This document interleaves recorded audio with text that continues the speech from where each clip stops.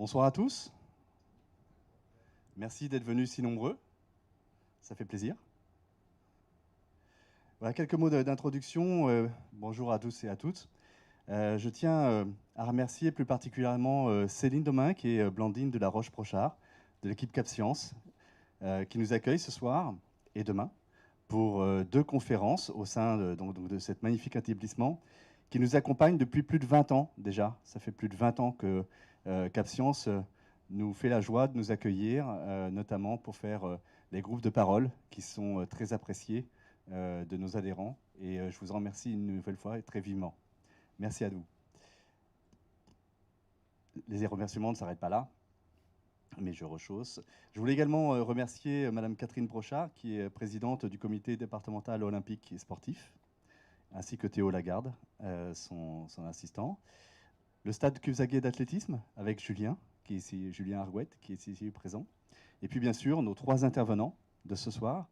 Donc j'ai nommé Arnaud Birabin, médecin, neurologue, neurochirurgien, spécialisé en épileptologie, responsable de l'unité d'épileptologie au CHU de Rennes et actuel président du CNE, donc la conférence nationale, comité national de l'épilepsie. Axel Lyon, qui est à distance pour l'instant, qui est doctorant au laboratoire sur les vulnérabilités et l'innovation dans le sport, chercheur à l'université de recherche clinique de l'Institut LATEP. Maëva Villette, qui était avec nous, étudiante en deuxième année de STAPS APAS, j'ai retenu, Université d'Orléans, et elle-même épileptique. Christophe Lucas, président d'Épilepsie France, et moi-même, Gilles Guibert, donc, qui vous accueille ce soir, délégué régional de l'Épilepsie France pour la Gironde. Et maintenant que les présentations sont faites, je laisse la parole à Christophe, si tu veux bien.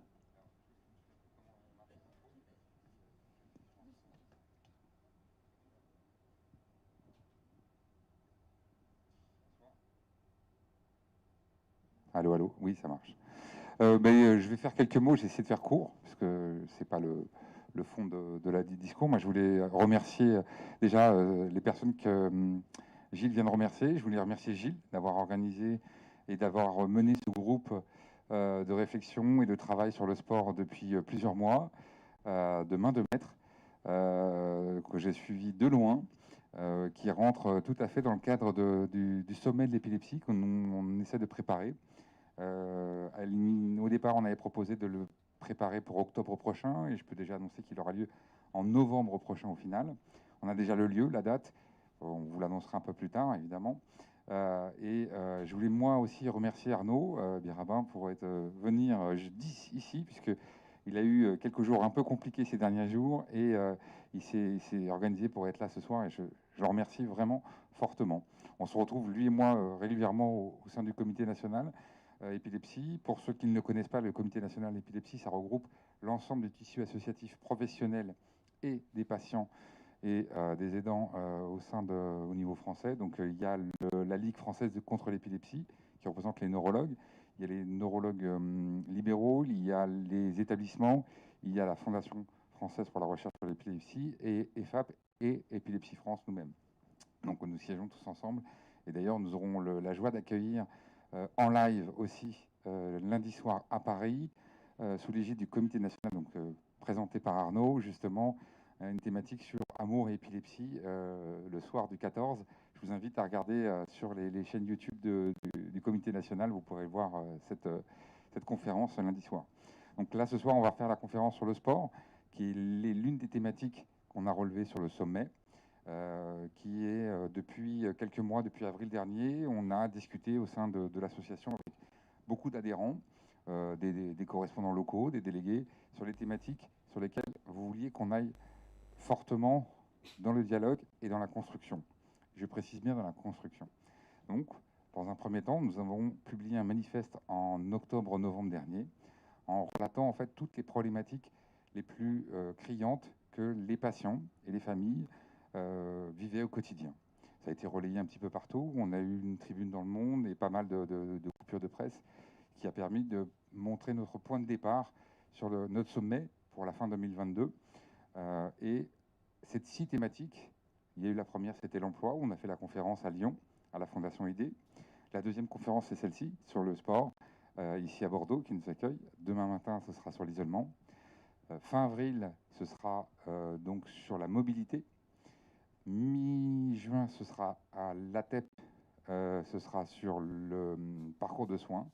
Et enfin, l'établissement de l'ITEP de Toularouat nous accueillera en septembre prochain pour une thématique sur la scolarité. Au terme de ces réunions-là, on fera un livre blanc, on fera un petit peu l'état des lieux de tout ce qui existe. Et l'idée, c'est d'être source de propositions. On a déjà dans nos groupes des propositions pour essayer d'améliorer le quotidien des patients et des aidants. Donc c'est cet objectif-là, le sommet. On présentera ce jour-là avec nos partenaires, je l'espère, Comité national épilepsie, l'ensemble des éléments qui permettront peut-être d'amener du plus pour tout le monde. Parce que voilà, donc c'était pour synthétiser. Je vais laisser Gilles mener maintenant son débat. Voilà. Merci.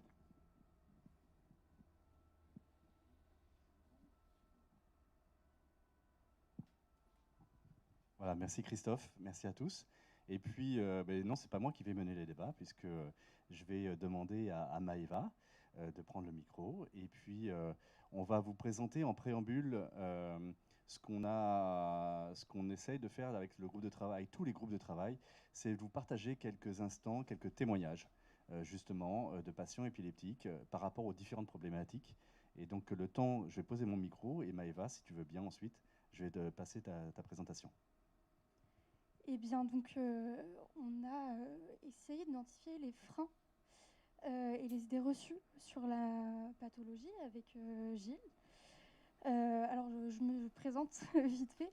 Je suis donc Maëva Villette. Je suis étudiante en STAPS en 2e année et en spécialité APA, activité physique adaptée, santé. Et je suis également bénévole dans l'association Épilepsie France.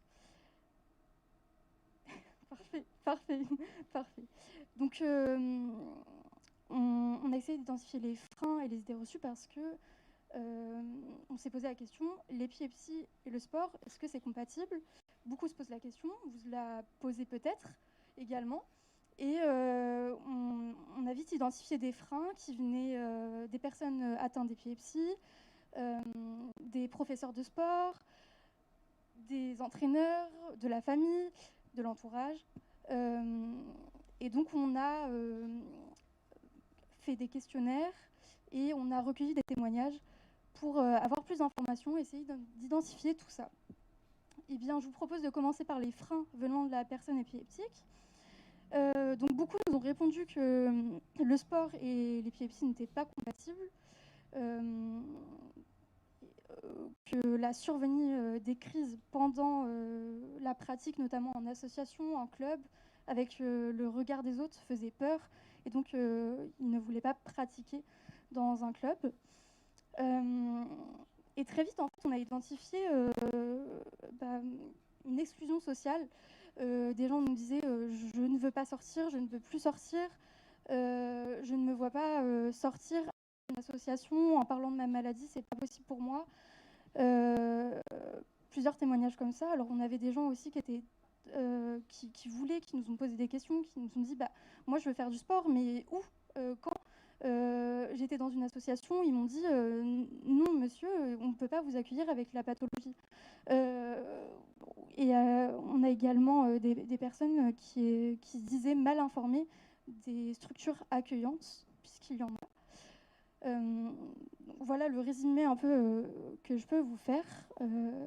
On va passer aux freins venant de l'extérieur, parce que une fois plus, il y en a aussi. On a donc, on va faire une petite aparté, même si c'est aussi des freins venant de l'extérieur, mais on n'y pense pas forcément. Les effets secondaires des traitements, puisqu'il y a pas mal de patients, de personnes atteintes d'épilepsie qui disent qu'ils ont des effets secondaires et qui peuvent altérer la pratique sportive.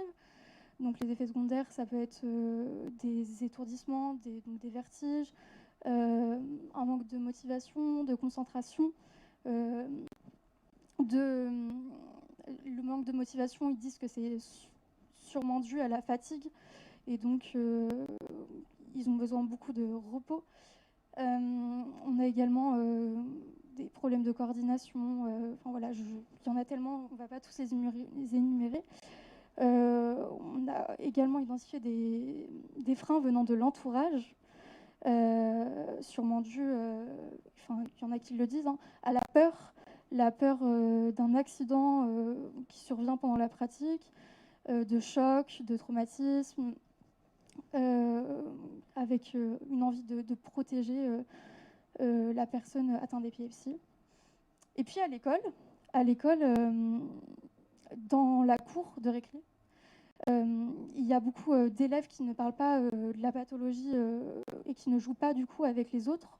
Encore une fois de plus, un peu d'exclusion. Hein. Qui ne jouent pas avec les autres puisque c'est une maladie et qu'une maladie, pour certains élèves, ça s'attrape et donc il ne faut pas faire de bisous, aller voir l'élève qui est atteint de la maladie. On a également à l'école des enseignants qui demandent aux parents que l'enfant soit accompagné dans les diverses structures sportives, les stades, lors de la pratique de l'enfant. Sinon, il ne peut pas participer puisque l'enseignant ne veut pas mettre en danger l'élève. Puis, on a les clubs. Les clubs, les associations qui ne connaissent pas, par méconnaissance de la maladie, ne veulent pas prendre de risques et d'accueillir la personne malade. On a également une surprotection, tout l'inverse, des coachs qui vont...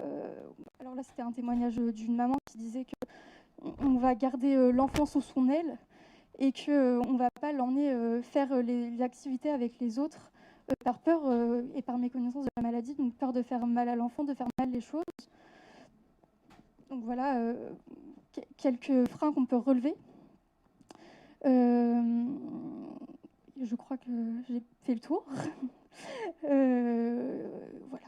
Donc, on peut lire quelques absences répétées et sorties annulées. Là où, une fois de plus, c'est l'exclusion qui va très vite ressortir. Voilà, vous avez à l'écran quelques témoignages écrits qui nous ont été donnés, hein, qu'on a essayé fidèlement de vous reporter, bien sûr. Et puis, Maëva, je crois qu'on a 3 témoignages vidéo qui vont illustrer quelque part avec leurs mots ce qu'elles ressentent et ce qu'elles vivent sur leur pratique. Alors, le temps de poser le micro. Bonjour à tous. Ma fille a une épilepsie sévère de l'enfant. Depuis ses 5 ans, le syndrome de Fires. Elle a fréquenté l'établissement de Toularouat, puis a été réorientée en IME. Elle est très sportive, elle pratiquait le basket avec ses camarades, et lorsqu'il a fallu changer de lieu, la direction a décidé d'arrêter ce sport pour Joséphine parce qu'il fallait un accompagnateur supplémentaire. Elle avait alors 15 ans. Aujourd'hui, elle a 26 ans. Elle est en accueil de jour à l'APF à Brest et pratique tous les sports. L'épilepsie est très bien gérée. Voilà, bonne journée à tous. Bonjour, je m'appelle Tiffaine, j'ai 22 ans et je suis épileptique depuis l'âge de 9 ans. Aujourd'hui, on fait une conférence sur l'épilepsie et le sport et c'est avec plaisir que j'ai accepté de témoigner. Durant mon enfance, j'ai quasiment tout le temps pratiqué la pratique sportive. C'était quelque chose d'important pour moi et du coup, c'était nécessaire que j'en fasse. J'ai longtemps fait du twirling bâton. C'est un sport que j'aimais beaucoup. C'était une discipline artistique, c'est tout ce que j'aimais. Malheureusement, on faisait une équipe pour la compétition et les coachs ont décidé de m'évincer de cette équipe car il y avait des crises trop présentes et ça freinait, selon eux, la progression de l'équipe dans la compétition et ça nous arrêtait de façon précoce. Du coup, ils ont accepté que je continue ce sport, mais à condition que je fasse ce sport de façon solo. Donc j'ai continué la compétition, mais seule. Que j'ai finalement arrêté quelques années après, car la compétition seule n'était plus ce que j'aimais et forcément cela m'a un peu dégoûtée de ce sport. J'ai donc continué le sport car pour moi c'était quelque chose d'important et donc je suis allée faire de l'équitation. Ils ont été à l'écoute, très gentils. Mais malheureusement, ils ont refusé que je monte à cheval sans la présence de mes parents. Mais moi, je voulais vraiment monter à cheval et ils étaient aussi vraiment disponibles et ils comprenaient que j'avais envie. Donc, ils ont accepté que je monte à cheval donc avec la présence de mes parents. Malheureusement, mes parents travaillaient. Donc, ils ont accepté alors de faire un cours en fonction des horaires de travail de mes parents. Donc, j'ai eu la chance du coup d'avoir un cours adapté aux horaires de mes parents et du coup prendre le plaisir de venir faire de l'équitation avec des autres enfants. Voilà. Alors la pratique du sport n'est pas toujours facile en épilepsie. Il faut essayer de trouver des solutions, discuter avec les coachs et surtout, voilà. Je pense que toute solution existe. Il est important qu'on n'ait pas de frein à la pratique sportive en épilepsie. Bonjour à tous, alors je m'appelle Maxime Limbourg, je suis coach sportif et aujourd'hui j'ai témoigné pour Épilepsie France autour des domaines qui freinent en général les personnes épileptiques à pratiquer une activité physique. Alors savoir que je suis donc coach sportif, raison pour laquelle Épilepsie France m'a contacté pour ce domaine-là, mais je suis également épileptique, donc les deux font que je peux témoigner à ce sujet puisque je suis vraiment concerné depuis mes 5 ans. Alors, j'ai regroupé les freins, alors il y en a plein, il y en a énormément, mais j'ai regroupé les freins en 3 principaux qui peuvent être répartis en plusieurs petits points. Donc le premier, ce sera la couvaison sociale, qui concerne majoritairement les jeunes, mais bon, l'épilepsie peut arriver également plus tard, à l'âge adulte, et l'entourage peut effectuer cette couvaison sociale également. Le deuxième, ce sera la stigmatisation, et le dernier, seront les effets secondaires provoqués par la pathologie et ses traitements médicamenteux. Alors, pour appuyer mes propos, j'ai utilisé donc des paragraphes de mon travail de fin d'études qui étaient autour de l'épilepsie, l'amélioration de la qualité de vie des personnes épileptiques grâce à l'activité physique. Donc, pour la couvaison sociale, je vous cite. Selon son contexte, l'activité physique effraie par ses potentielles conséquences dangereuses en cas de crise, chute ou choc direct avec un adversaire sur le terrain. Tout cela se confortant à la couvaison ou pression sociale. Voilà. Donc, comme je disais, la couvaison sociale est surtout souvent associée aux jeunes, donc les mineurs, parce que les parents ont peur que l'enfant épileptique ait une augmentation de ses crises à cause de l'activité physique, entre guillemets, ou que la conséquence d'une crise soit dangereuse du fait d'être dans le feu de l'action de l'activité physique. Selon l'activité physique. Évidemment, si c'est un sport collectif, voilà, il peut y avoir des chocs avec un adversaire, se cogner, ou si c'est seul, par exemple, la course à pied, il peut y avoir une chute.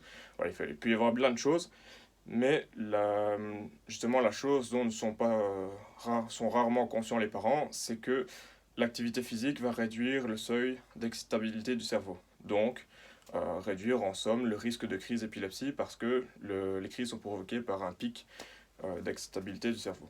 Voilà, donc en grande ligne. Ça, c'était le premier point. Le deuxième, donc la stigmatisation, ça va surtout concerner les mineurs à l'école ou bien les sportifs en club. Donc souvent, les personnes épileptiques, donc moi-même j'ai fait partie à une période de ma vie, cachent leur épilepsie par peur des mauvais jugements, de la stigmatisation sociale, du rejet des équipiers ou des autres élèves à l'école, ou encore couvaison, on reparle de couvaison, mais que le coach, si c'est dans un club, protège un peu trop excessivement la personne épileptique et la laisse un peu sur le banc, entre guillemets. Voilà, donc ça c'est le deuxième point. Il faut savoir que la pathologie, donc c'est une pathologie qui est installée dans le système nerveux, et la majorité des traitements impactent donc la réactivité, impactent au niveau de l'énergie, donc sont très fatigants. La coordination motrice, bon ça dépend des personnes, ça c'est pas tout le monde, et c'est souvent à des degrés divers. Mais c'est la difficulté à bien coordonner ses mouvements, à être fluide dans des mouvements différents qui s'enchaînent. Et au niveau de la proprioception, ça concerne tout ce qui est la gestion corporelle, l'équilibre, la stabilité, donc tous ces points peuvent être améliorés par le fait de pratiquer une activité physique régulière, donc qui soit régulière, variée et sur la longévité. Voilà, j'espère que ces points pourront vous éclairer et que ça pourra un peu conscientiser certaines personnes qui ne sont pas toujours très bien informées sur la pathologie et limiter les idées reçues, la stigmatisation et voilà, pour mieux introduire les épileptiques dans la vie sportive. Ça va? Merci à vous et à une prochaine peut-être. Merci, au revoir. Bonjour à tous, alors je m'appelle Maxime Limbourg, je suis... On va pas la refaire. Désolé. Donc, je laisse à l'écran quand même Maxime parce que franchement, c'est un bel exemple. Je pense qu'il est avec nous à distance ce soir parce qu'effectivement, vous le savez tous, hein, vous êtes la chance d'avoir ici le groupe de travail en direct, mais je sais qu'on a un peu plus de 70 personnes qui sont connectées à distance, hein, sur le lien streaming. Et d'ailleurs, j'en profite de ce petit aparté puisque pour tous ceux qui sont à distance, on a avec nous Magali qui va pouvoir nous conduire et nous diriger sur le chat. Donc n'hésitez pas à poser vos questions sur le streaming en chat. On pourra vous répondre et on essaiera de répondre à toutes vos questions. Donc n'hésitez pas tout au long des interventions. C'est que vous pouvez réagir, vous posez votre question en chat et ensuite on aura une petite deux grandes pauses pour pouvoir justement recueillir toutes vos questions. Je me tourne vers vous, docteur, justement pour quelque part vous poser la question finalement qui nous conduit tous ici ce soir. Finalement, on peut faire du sport et être épileptique ?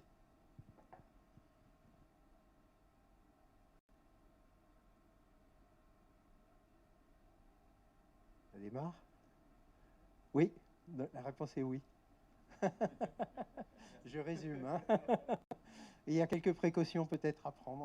On va essayer d'en parler si vous voulez. Ça marche là ? Vous l'entendez ? Ça fonctionne ? Ici, ça fonctionne ? Ah oui. Je vais peut-être vous m'autoriser que... parce que je suis à 2 mètres. Hein. Parce que sinon, je vais faire une masque-acné. Vous savez, c'est l'acné sous le masque. C'est une nouvelle maladie qui est sortie récemment.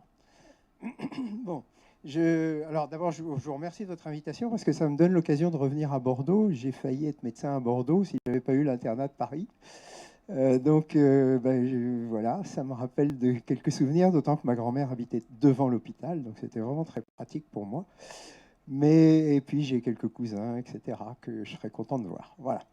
Et puis la deuxième chose, c'est que j'ai été sportif. Ça se voit plus trop, mais j'ai été sportif, championnat de France même en natation. Donc bon, il faut pas arrêter en fait, voilà. Mais les études quelquefois, bon.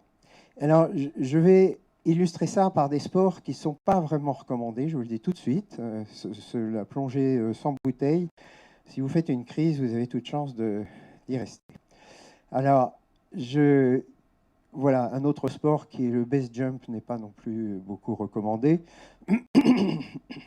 Alors, vous savez ce que c'est la définition de l'épilepsie. C'est soit un syndrome connu et dès la première crise, on se dit c'est une épilepsie, soit une anomalie cérébrale caractérisée par une prédisposition durable. On essaye d'avoir un certain pourcentage de risque qu'il y ait une deuxième crise. Et à partir du moment où on pense qu'il y a 60% de chances qu'il y ait une deuxième crise, on pense que c'est une épilepsie. Et c'est vrai que souvent, on commence à traiter. Alors, c'est individuel comme décision, mais c'est vrai que c'est souvent comme ça. Ici, c'est la fréquence de l'épilepsie en France sur la base EGB, c'est-à-dire une base qui est officielle de la sécurité sociale, 1,97e de tous les gens qui sont assurés sociaux. Et il est probable que c'est la courbe rouge qu'il faut suivre, qui est la plus exacte. Mais vous voyez que quand on a 18 ans, il y a déjà 0,5%. Et quand on a 80, il y a 1,70% de la population qui est épileptique. Voilà. Alors, après, j'ai commencé par regarder les accidents du sport sans qu'on soit épileptique. D'accord ? Malheureusement, il arrive des accidents de sport, qu'on soit épileptique ou pas. Et il y a un certain nombre d'accidents auxquels on n'échappe pas. Et vous voyez que dans le football, population de 15 ans et plus, on a environ 13% de gens qui, au cours de leur carrière, ou dans l'année, vont avoir un passage à l'hôpital ou chez le médecin, le tennis, le vélo, etc. Tout ça, même le footing, vous voyez, 4% de la population qui va se tordre le pied, qui va avoir un accident. Voilà, c'est comme ça. Et puis, si en fonction du type de sport, vous voyez, les sports d'équipe, c'est ceux qui sont les plus pratiqués, donc forcément, c'est des statistiques françaises. Vous voyez, c'est au CH, au centre hospitalier de Châtillon-Montbard. Et en fonction de si vous êtes un homme ou une femme, alors les sports hippiques ont l'air d'être plus fréquentés par les femmes, mais probablement plus d'accidents. C'est un des sports les plus dangereux, hein, le cheval, hein, justement. L'athlétisme, la gymnastique, etc., etc. Tout ça peut être fournisseur d'accidents. Et vous voyez à droite les âges auxquels ça survient. C'est surtout entre 10 et 25 qu'on a les accidents, mais c'est probablement l'âge où on fait le plus de sport. Alors ça, je vais passer vite, c'est la gravité des accidents. Et donc c'est la gravité, et en gros, les grosses parties du camembert, c'est pas grave. C'est-à-dire qu'on passe à l'hôpital et on rentre chez soi le soir. Mais ça peut aller évidemment jusqu'au décès à l'arrivée. Heureusement exceptionnel, vous voyez, il n'y en a pas eu du tout dans cette année-là. Voilà. Alors, les réticences, je vais reprendre un peu ce qui a déjà été dit, fort bien, hein. C'est la peur que l'effort physique, l'hyperpnée, induisent des crises. On sait bien que pendant l'électroencéphalogramme, on fait respirer fort les gens pour essayer de favoriser les crises. La deuxième chose, c'est l'accident. Il fait du sport, paf, il court, il va se faire plus mal que s'il était dans son lit. C'est vrai. Les performances inférieures à la population générale, ça c'est à voir, hein. On a quand même un ou deux champions olympiques qui étaient épileptiques, un champion d'Europe de kitesurf, etc., qui est épileptique, on a, etc. Donc, ce n'est pas forcément proportionnel à la performance, hein. C'est ça qu'il faut bien repérer. Ça n'aide pas les médicaments, on est d'accord. Et on a eu peur très longtemps que, en fait, quand on faisait du sport, on élimine plus vite les médicaments et donc qu'ils soient moins actifs. On va voir tout ça. Et puis, il y a une surprotection, bien sûr, qui peut exclure. Ça a bien été dit jusque-là. Et puis, c'est difficile de faire un coming out, de montrer aux autres qu'on est épileptique pendant le sport, voire pendant une troisième mi-temps éventuelle. Alors, le plan, c'est ça. Est-ce que c'est dangereux? Est-ce que c'est bénéfique pour les patients épileptiques, bien sûr? Quel sport recommander? Comment on va faire un certificat et pour quel sport? Qu'est-ce qu'on peut raisonnablement conseiller quand on est médecin? Et les conclusions. Et on va voir qu'en fait, le regard du médecin n'est pas forcément le même regard que celui du patient. Alors ça, c'est sur YouTube, c'est un monsieur qui fait un saut en parachute, mais qui fait une crise pendant le saut. Heureusement, ça se termine bien, je vous le dis tout de suite, mais c'est une crise généralisée à 700 mètres d'altitude. Enfin, vous imaginez que... Voilà. Alors, ça, c'est l'évolution des idées.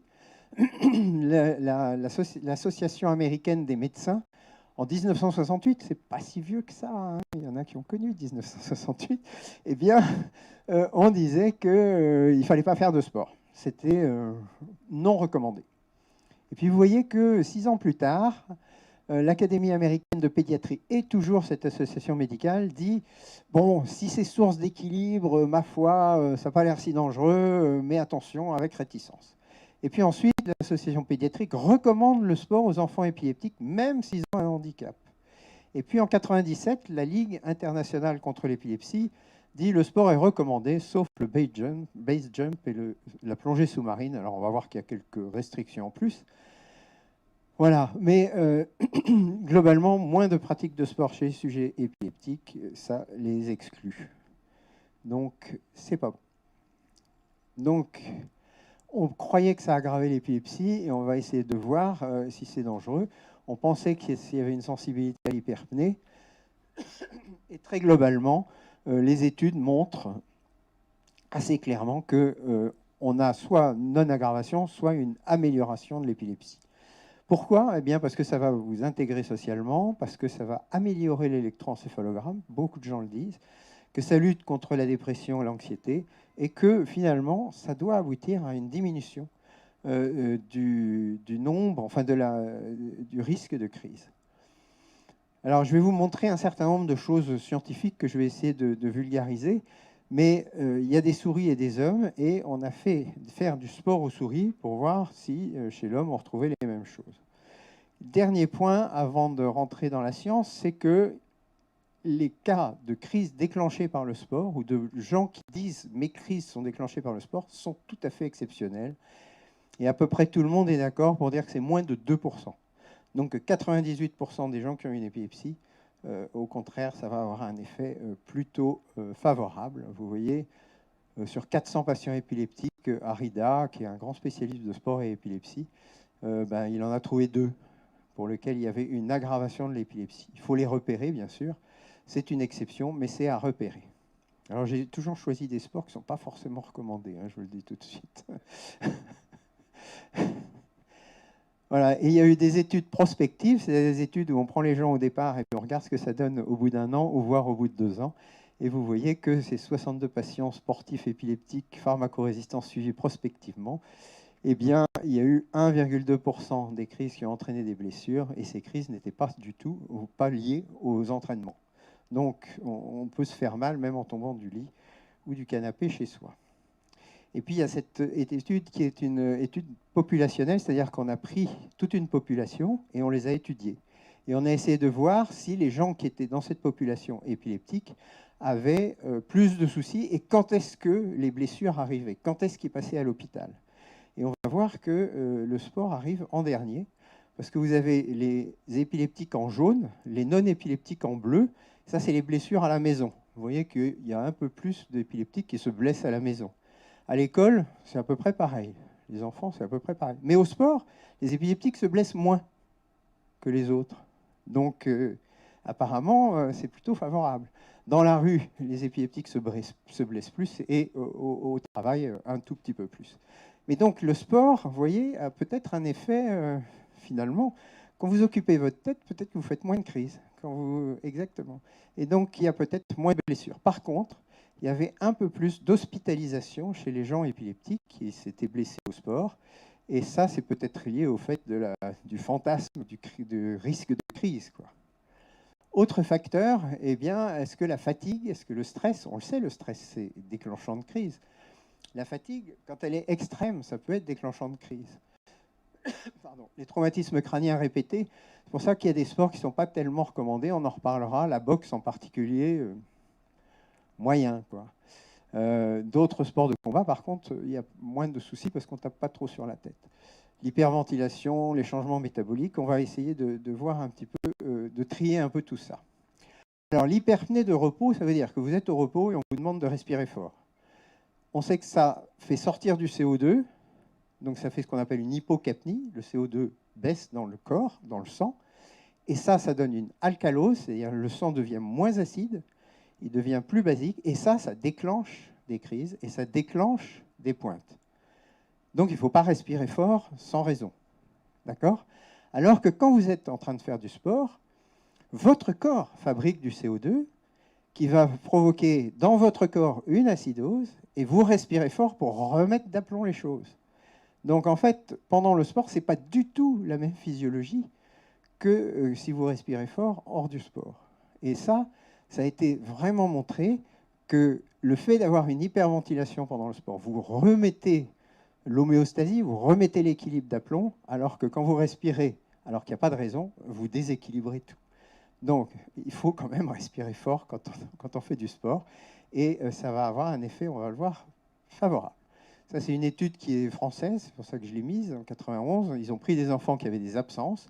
Vous savez que les absences se déclenchent lors des hyperpnées. Ils ont fait des hyperventilations forcées et puis des hyperventilations liées à l'exercice et ils ont fait les EEG. Eh bien, on voit que le fait d'avoir fait de l'exercice diminue le nombre d'absences. Donc, ça a eu un effet favorable sur l'épilepsie absence, bien qu'il respire fort. Donc, vous voyez, c'est une respiration forte qui remet d'aplomb les choses dans la tête. Alors, c'est sûr qu'il faut éviter des déséquilibres trop importants. C'est-à-dire que pour ceux qui font du fond, par exemple, ou du sport d'endurance, eh bien, il faut éviter les hypoglycémies. Il faut être suivi comme un médecin normal. Comme on suit les sportifs normaux, il faut éviter l'hyponatrémie, il faut boire, il faut être correctement salé, il faut éviter les déshydratations. C'est logique, quoi. C'est comme pour les autres. C'est comme pour les autres. Et si vous respectez ça, eh bien, vous n'aurez pas plus de problèmes ou pas plus de crises qu'à la maison. Le métabolisme des médicaments antiépileptiques, eh bien ça c'est fini, vous pouvez ranger ça dans un tiroir. Le métabolisme, c'est fait par le foie et le rein et il marche à la même vitesse. Voilà. Donc vous n'éliminez pas plus vite vos médicaments en faisant du sport, c'est clair. Et la fatigue physique qui suit l'effort, ça a été étudié. On a continué à étudier les gens en faisant des EEG. Eh bien, il n'y a pas de recrudescence après l'effort sportif. Alors maintenant, est-ce que c'est bon? Est-ce que ça fait du bien? Est-ce que ça fait du bien? Alors, je suis politiquement très correct, hein, bien sûr, c'est bien. Mais le sport de droite, là, je ne recommande pas non plus. Voilà. Alors, je vais vous montrer, vous voyez, vous avez un petit rat, là, qui court sur un tapis roulant. Et donc, on a comparé des rats qui courent sur un tapis roulant et on a regardé le seuil à partir duquel on pouvait déclencher des crises. Alors, c'est un petit peu compliqué, mais disons que ce qu'on constate, c'est que quand ils font un exercice qui soit chronique ou aigu, eh bien, on a de façon significative un retard au déclenchement de l'épilepsie. On essaye de déclencher une épilepsie chez l'animal. Quand il est entraîné, eh bien, on a plus de mal à déclencher l'épilepsie. Donc ça a eu un effet un peu protecteur. Alors, stage 1, 2, 3, 4, c'est des degrés d'épileptogénicité. Donc ce qu'on trouve, c'est que aussi sur un autre modèle qui est un modèle pilocarpine, ça diminue la fréquence des crises chez le rat, hein, toujours. Hein. Vous voyez que le rat court sur son tapis roulant. Donc on lui fait faire du sport. Et troisième publication, vous voyez ici des rats non entraînés avec des rats charmes, c'est-à-dire des témoins, et des rats entraînés. Eh bien, on voit assez clairement qu'il y a moins d'anomalies épileptiques et moins de crises chez ceux qui sont entraînés. Donc chez le rat, ça marche bien. Voilà. Sur les tranches, alors après, ils ont été... je suis désolé pour le rat, mais on a été analyser son cerveau de près. Eh bien, le groupe entraîné a moins d'anomalies EEG. Donc l'entraînement réduit l'hyperexcitabilité, c'est exactement ce qui a été dit tout à l'heure. Et ça restaure aussi, alors ça c'est intéressant parce que ça restaure la LTP, et la LTP c'est un reflet des performances de mémoire. C'est-à-dire que quand vous faites du sport, ça améliore la mémoire. C'est pas évident, hein, mais le seul truc qui marche contre l'Alzheimer, c'est le sport. Donc c'est quand même, on retrouve la même chose là. Voilà, alors je ne vais pas détailler tout ça, hein, mais en gros, c'est le nombre de paroxysmes, c'est-à-dire de pointons sur l'EEG. Ça, c'est les rats non entraînés et comparé aux rats entraînés. Et on met de la bicuculine qui déclenche des crises, et vous voyez qu'il y en a beaucoup plus qui font des crises, avec des doses variables. Hein. On en a beaucoup plus qui font des crises quand ils ne sont pas entraînés que quand ils sont entraînés. Donc, tout ça va dans le bon sens. Et donc, au total, on a une réduction de la fréquence des crises chez les animaux en cours d'entraînement par rapport à des sédentaires. Alors, 135 jours, je ne sais pas ce que ça représente dans la vie d'un rat par rapport à nous. Mais plus c'est pratiqué tôt, et mieux c'est. Parce que quand votre cerveau est encore en fabrication, eh bien, vous allez améliorer votre cerveau avant qu'il soit fini de fabriquer. Après, malheureusement, on vieillit doucement. Mais ça a un effet favorable sur la fabrication du cerveau chez les jeunes. Et puis, ça retarde le développement d'une épilepsie. Alors ça a l'air assez clair chez l'animal.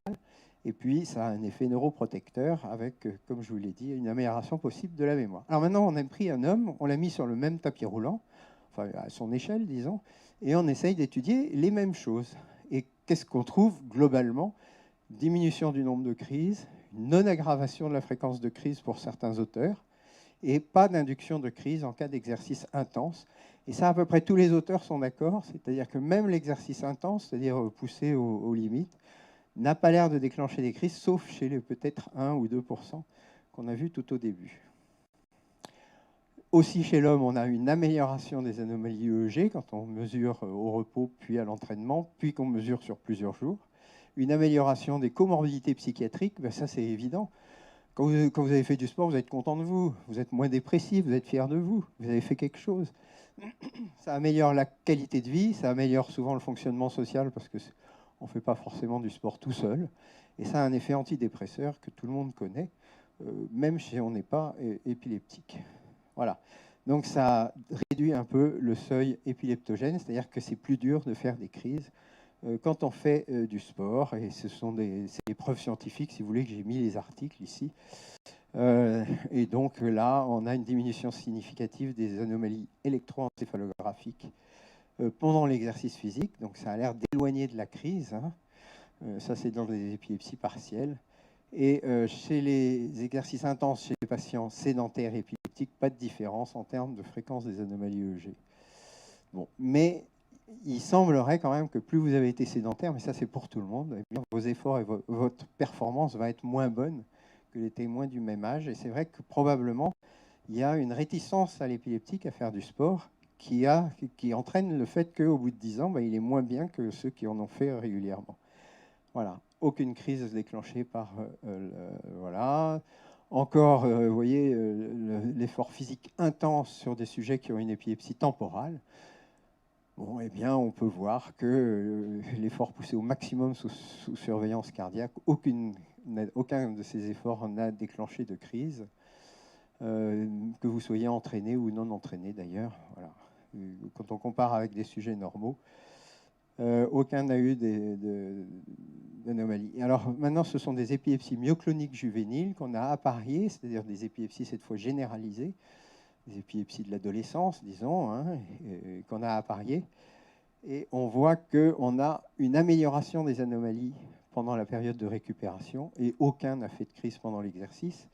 Et c'est 12 et 12. Alors là, c'est tous les articles qui en parlent, que ce soit animal ou homme, donc je passe rapidement, mais je les tiens à votre disposition. Et pour résumer le tout, ça donne ça. Le rat qui court sur son tapis roulant, l'homme qui court sur son tapis roulant. Et chez le rat, c'est plus facile de mesurer, disons. Hein. On peut lui mettre des électrodes dans la tête pendant qu'il fait des efforts. Vous voyez qu'il les a ici. Il y a 2 fils qui sortent de sa tête. Et donc, on peut mesurer qu'on réduit la fréquence des crises, on retarde le déclenchement des crises, on modifie l'intérieur du cerveau de l'animal, on diminue les anomalies épileptiques et on change même le site de la mémoire, là, qui est l'hippocampe, qui est amélioré. Et chez l'homme, on a des reflets indirects, hein, parce qu'on ne découpe pas comme ça, mais on a des reflets tout à fait indirects, mais on retrouve à peu près les mêmes résultats. Je vous rappelle que les gènes du rat et de nôtres, à 95%, c'est pareil. Hein. Donc on est proche. Voilà, donc au total, ça améliore la plasticité de l'hippocampe et donc la mémoire. C'est utile surtout chez l'enfant, il faut l'encourager à l'école. Ça améliore les fonctions cognitives à tous les âges. Et ça améliore le risque de faire un Alzheimer. Donc l'exercice diminue les anomalies EEG, c'est la deuxième conclusion. L'exercice augmente le seuil épileptique, ça veut dire que c'est plus dur de déclencher une crise. En aérobie, alors oui, c'est plutôt recommandé en aérobie, c'est-à-dire en respirant. Les efforts à glotte fermée sont moins favorables puisque vous avez à avoir votre CO2 qui monte, pardon. Mais il vaut mieux respirer. L'exercice aérobique ralentit l'élaboration des réseaux épileptiques. Ça réduit la fréquence des crises ou ça ne la change pas, ça dépend des auteurs. Et l'exercice a des effets positifs sur l'humeur, sur la qualité de vie. Ça diminue le risque d'exclusion sociale, ça favorise l'indépendance, c'est bon pour la ligne, et ouais. C'est bon pour le moral aussi. Ça améliore, alors le QOL, ça veut dire la qualité of life, c'est la qualité de vie. On a des échelles qui sont réservées aux patients épileptiques de qualité de vie, et on voit qu'ils gagnent quelques points. Et les cas de crise déclenchés par le sport sont vraiment exceptionnels. Je crois que notre championne olympique de cyclisme a fait une fois une crise en compétition. Sur l'humeur, alors on a aussi un certain nombre d'arguments sur l'humeur, que le fait d'avoir une épilepsie et que ça prouve que vous avez des anomalies de neurotransmetteurs, que vous avez un stress, il y a un stress particulier dans l'épilepsie qui est le stress de la crise à venir. C'est un stress qui n'existe pas, c'est pas une anxiété qu'on retrouve en psychiatrie ordinaire, c'est une anxiété particulière. C'est la peur de la prochaine crise. Il y a plusieurs anxiétés un peu particulières à l'épilepsie. Et tout ça augmente le risque de crise et la dépression. Et j'aurais pu mettre dans l'autre sens, puisque la dépression fait le lit de l'épilepsie. Et quand on change les choses, on fait de l'exercice physique, on change les neurotransmetteurs, puisqu'on sait que ça augmente par exemple la sérotonine, la noradrénaline, la dopamine, que ça va diminuer l'activité de l'hypothalamus, ça va réduire le stress, ça va réduire la dépression, et ça va améliorer l'épilepsie. On a pas mal d'explications là-dessus. On sait que quand on n'est pas dépressif, on fait moins de crises. On sait que quand on est dépressif, on en fait plus. Vous savez qu'un dépressif chronique a 4 fois plus de chances ou de malchance de devenir épileptique que quelqu'un qui n'a pas de dépression. Donc il y a un lien entre tout ça.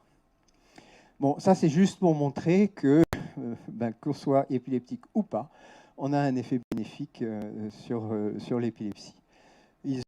Néanmoins, les patients épileptiques ont bien souvent des performances qui sont un petit peu moins bonnes, mais est-ce qu'ils ont été entraînés depuis le début comme les autres? Ça, c'est pas sûr. Voilà. Et pour l'emploi, bien sûr. Voilà. Alors que, bon, vous avez compris que je n'ai pas choisi les sports que je recommande. Quel sport recommander? Regardez la photo à droite, là, vous voyez, c'est un canoë, vous allez voir tout à l'heure. Alors, en fait, les gens atteints d'épilepsie, et ça c'est la task force de la Ligue internationale qui le dit, font l'objet d'une discrimination injuste du fait de la peur et de l'ignorance. Voilà.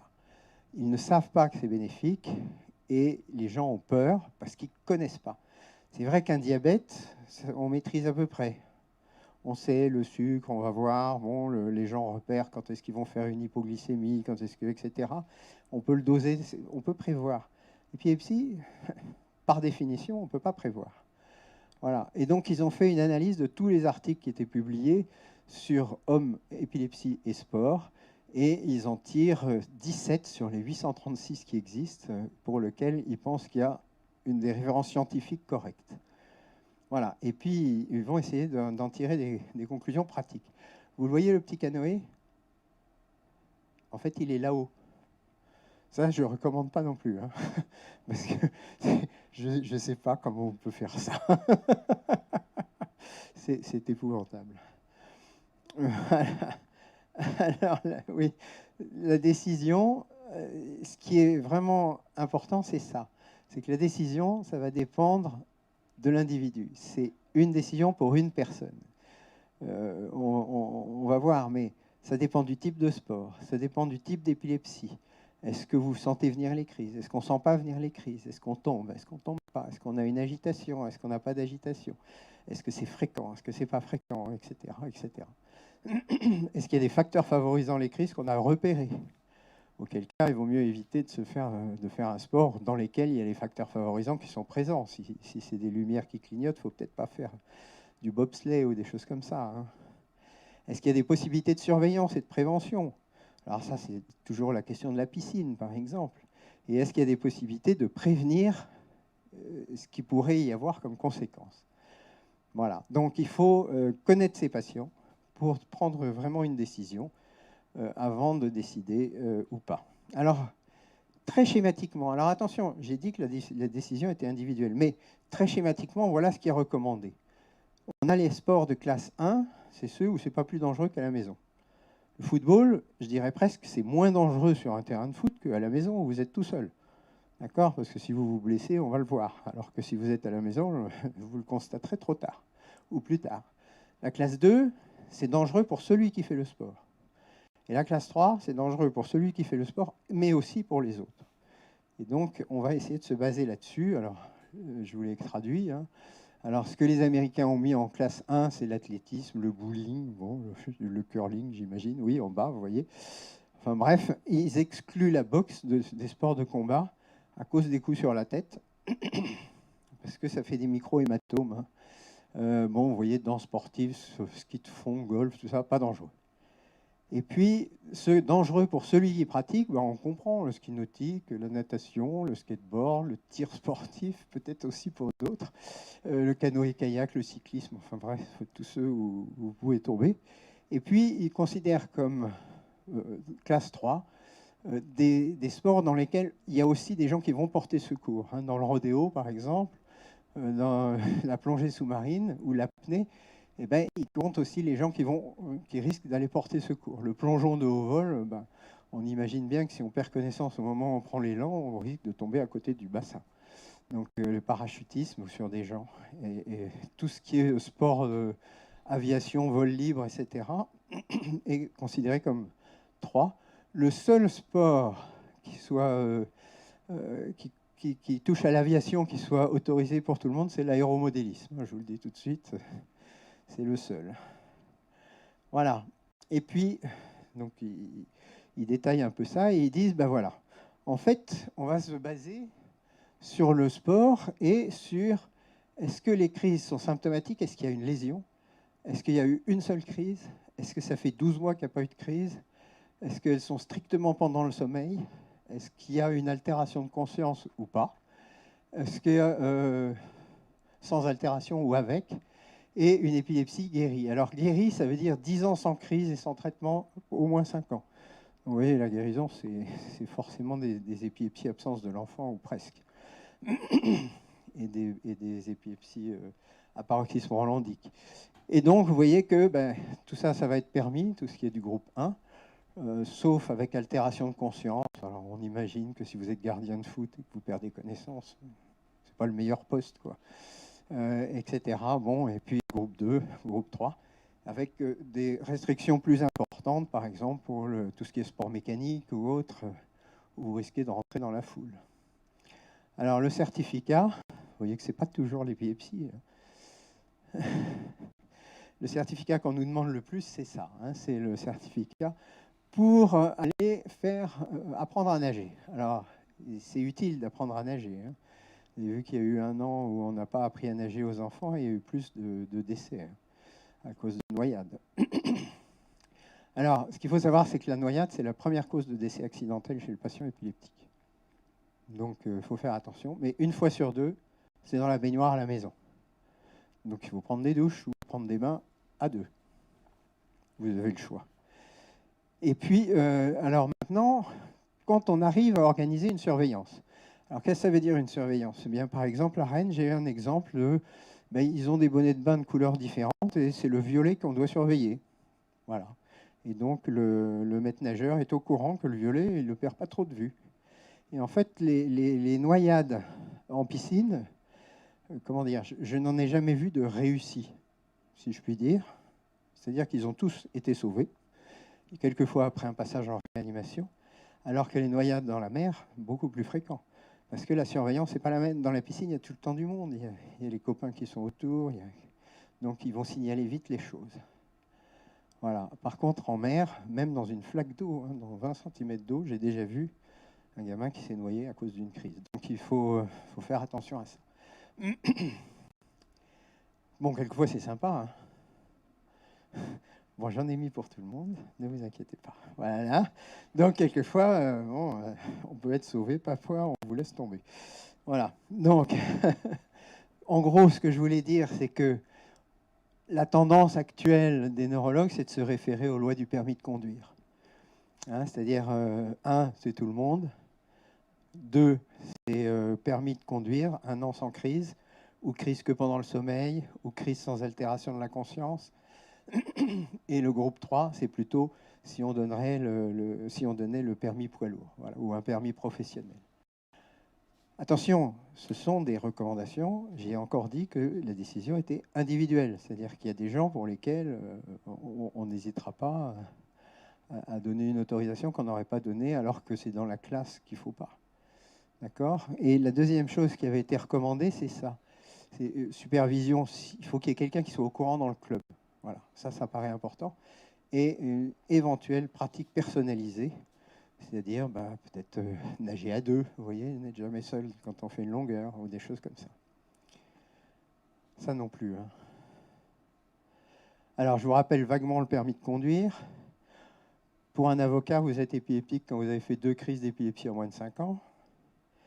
Ou autre perturbation. Ils sont vachement prudents hein, quand même, parce que même si on n'est pas sûr que c'est des crises, quand vous avez eu une perturbation, c'est pas perte de connaissance, mais perturbation de la conscience qui est brutale, eh bien 1 an sans crise, durée limitée, 5 ans sans aucune crise, on vous donne le permis de façon sans restriction. Mais vous êtes déjà passé au moins 4 fois devant le médecin. Voilà, si c'est une crise provoquée, ben, c'est au cas par cas, moyennant un avis neurologique. Si c'est une crise non provoquée, c'est 6 mois avant de reprendre le volant. Donc ça, c'est terrible en province, hein. À Paris, c'est pas trop gênant parce qu'il y a des transports en commun. S'il n'y a aucun trouble, si c'est que pendant le sommeil ou qu'il n'y a aucun trouble de capacité d'action, c'est 1 an pour être sûr que c'est que ces crises-là. Voilà. Et si on a modifié le traitement, 6 mois ou 3 mois si on a repris le même traitement. Voilà. Donc ça, c'est le texte du décret. Et si c'est le véhicule lourd, ben voilà, il faut être guéri. En gros. Et ah oui, ça c'est terrible. Mais bon, ça ne nous concerne pas tout à fait pour le sport. Mais si on découvre par hasard, parce qu'on a fait une IRM pour des céphalées, si on découvre un petit truc qui est proche du cortex, eh bien, vous voyez qu'on nous l'envoie pour savoir s'il n'y a pas un risque un peu supérieur qu'un jour, il y aura peut-être une crise alors qu'il n'y a jamais eu de crise. Eh bien, pour les permis professionnels, ça pose des problèmes. Voilà, bon, ça je passe.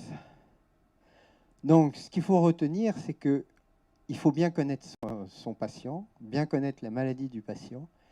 Il faut avoir souvent un an de recul avant de prendre une décision vraiment définitive pour savoir quel syndrome c'est, quelle va être l'évolution, est-ce que les crises c'est que pendant la nuit, est-ce qu'il n'y a aucune altération de conscience ou est-ce qu'il est capable de se protéger, est-ce qu'il va prendre ses médicaments ou est-ce qu'il ne les prend pas, est-ce qu'il y a une bonne hygiène de vie ou pas, etc., etc.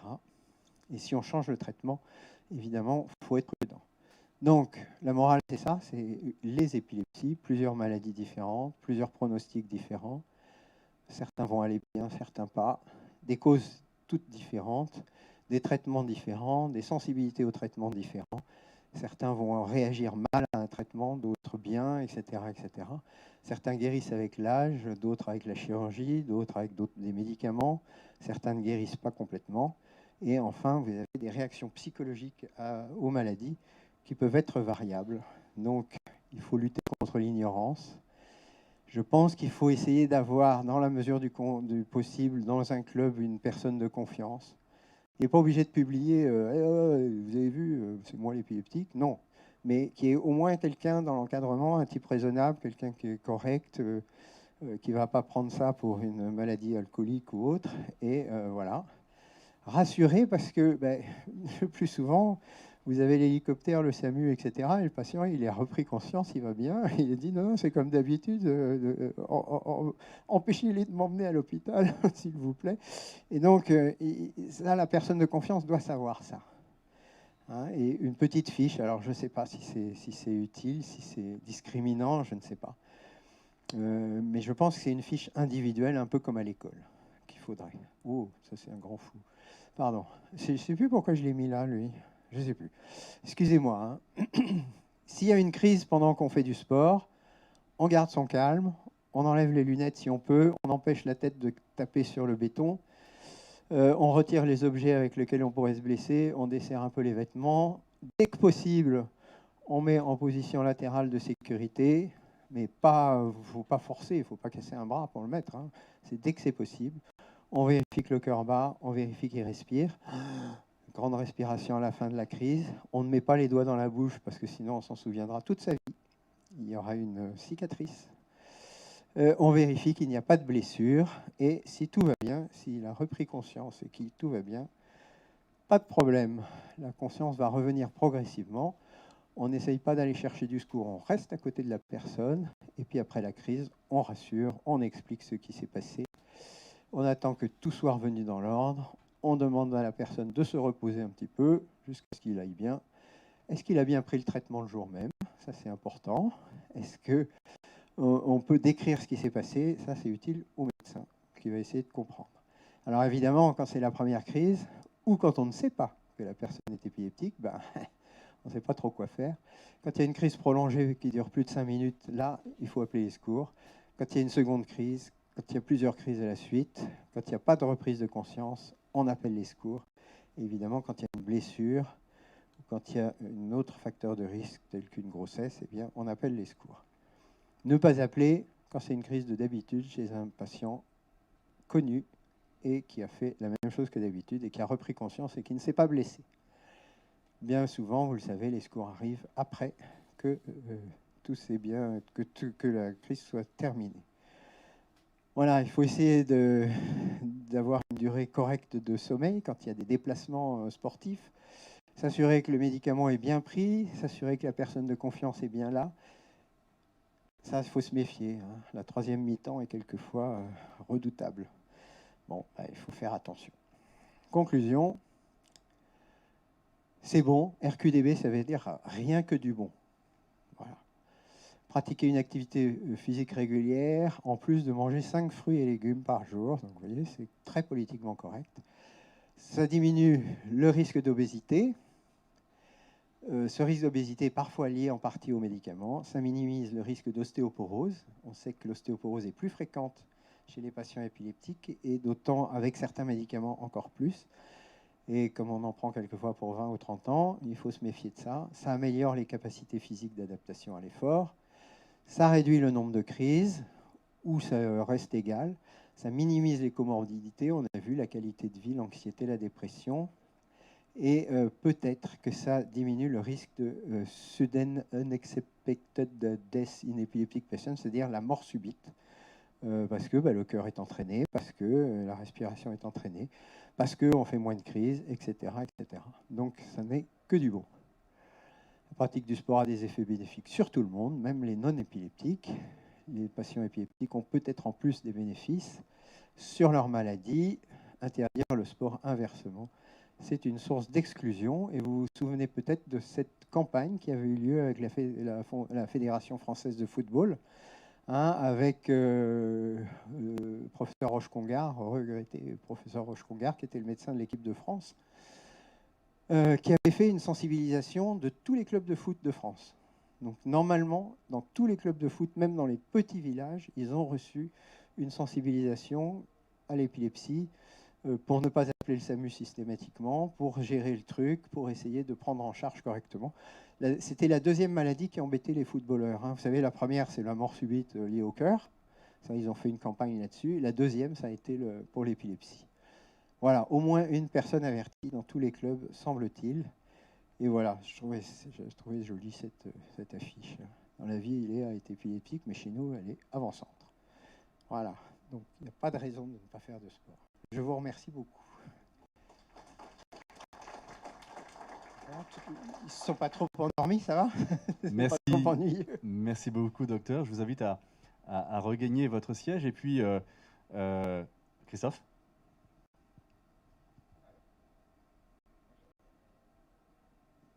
Oui, j'avais une petite question, Arnaud.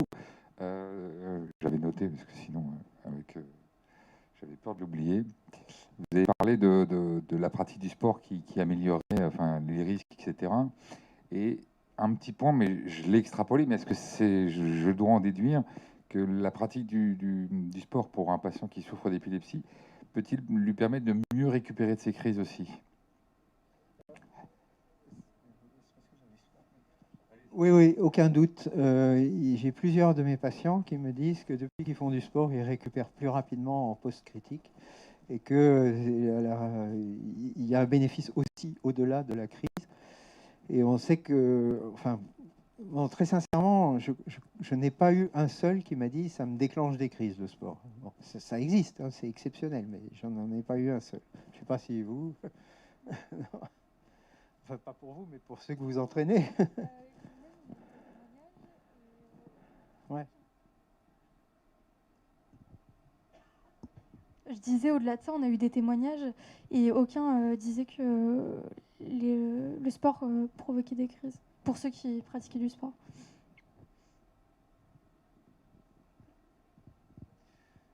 Première question du coup à Christophe, effectivement. Alors, on a un cas personnel où je pense qu'effectivement, il va falloir qu'on en reparle, docteur, parce que malheureusement, ça lui provoque des crises. Mais je voulais voir déjà si dans la salle, vous aviez vous-même d'ailleurs des questions à poser au docteur, ou même si Magali, on a quelques questions en chat. Je te laisse la main, vas-y. Et dans la salle, n'hésitez pas si vous avez des questions. Vas-y Magali d'abord. Ah. Alors on va commencer par la salle, tant pis. Vas-y, vas-y. 1, 2. Allô. Donc là, ça marche. Ouais. Bon. Oui, alors je confirme beaucoup de choses qui se sont dites. Oui. Le choix du sport, effectivement, et quelle épilepsie on a. Je pense que ce sont les deux bases principales. Bon, alors moi je témoigne tout ce qui s'est dit, à savoir que le sport est très bon, parce que mon fils était épileptique. Il a fait énormément de sport et à un bon niveau. Il faisait du basket en compétition, parce que là aussi, faire du sport pour le loisir et en compétition, c'est encore autre chose. D'autres critères qui se greffent là-dessus, qui pourraient peut-être modifier la maladie, mais bon, pour mon fils, ce n'était pas le cas. Il a fait du ski, du surf, et comme je le disais samedi, sur le surf, le ski, il n'a jamais eu de crise. Donc, au contraire, ça le motivait, mais surtout, il y avait pour lui un très bon entourage des collègues, des entraîneurs. Enfin, il y avait un contexte favorable. Effectivement, vous l'avez souligné, à savoir que c'est vachement important. Voilà ce que je voulais dire. Donc, le sport, c'est très bon. Merci. Une autre... Derrière toi, Christophe.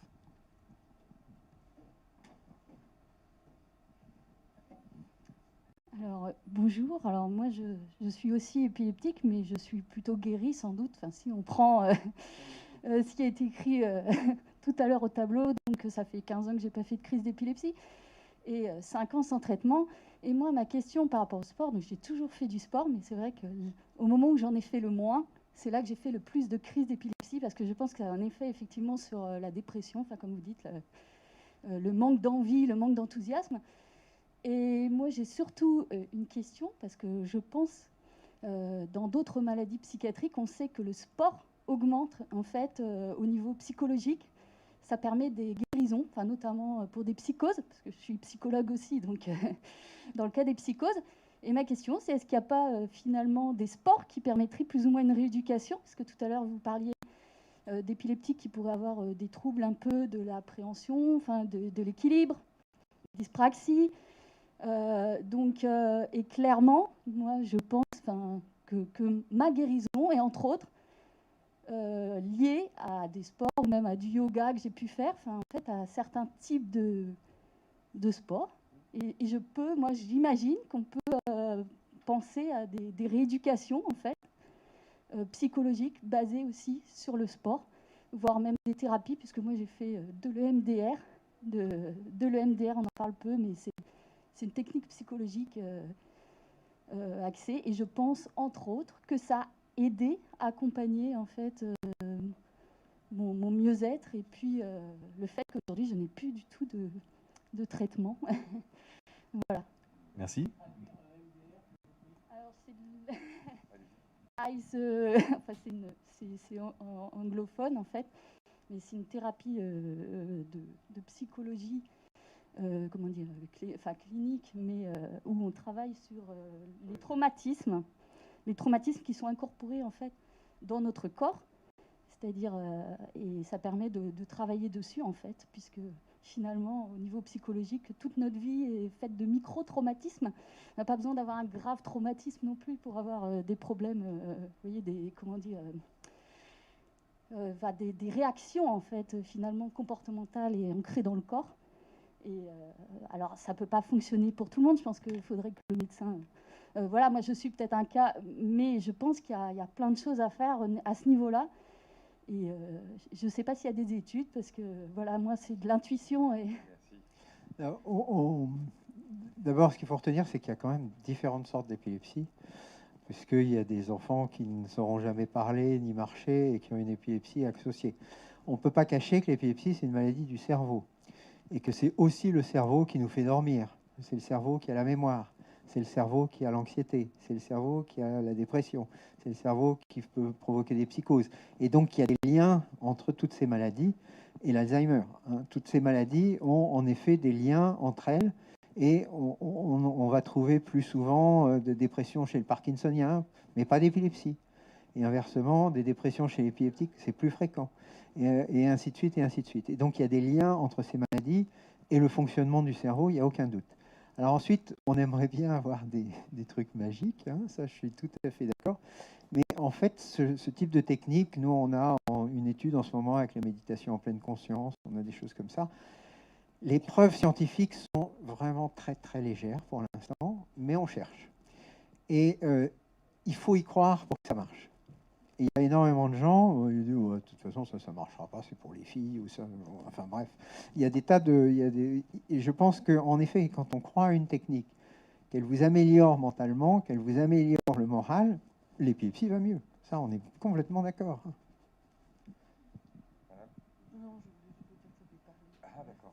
Magali, du coup? Oui. Alors, par le chat, il y a d'abord Pauline qui nous indique que pour elle, le sport, pour elle, c'est la vie, que sans le sport, eh bien, elle serait complètement perdue et que c'est essentiel pour elle. On a une question de Vincent qui nous pose la question comment on peut expliquer qu'il puisse avoir des absences pendant ou après des activités du type handball ou natation. Je vous laisserai M. Bariben peut-être répondre. Peut-être que c'est lié à ce que vous disiez sur l'oxygénation. On a une maman qui pose la question pour sa fille qui a testé plusieurs sports, dont le judo, la danse, le basket, mais qui à chaque fois a dû arrêter parce que trop difficile, parce que problème d'équilibre ou des problèmes de coordination. Et elle cherche une activité adaptée et elle se pose la question où est-ce qu'elle pourrait s'adresser. Et puis, je crois qu'on a une dernière question, oui, d'une personne qui nous pose la question de quoi penser de la course à pied et de la randonnée en montagne lorsqu'il y a une épilepsie avec perte de conscience. Ça fait beaucoup de questions. Et peut-être pour le type de sport, je vous laisse répondre.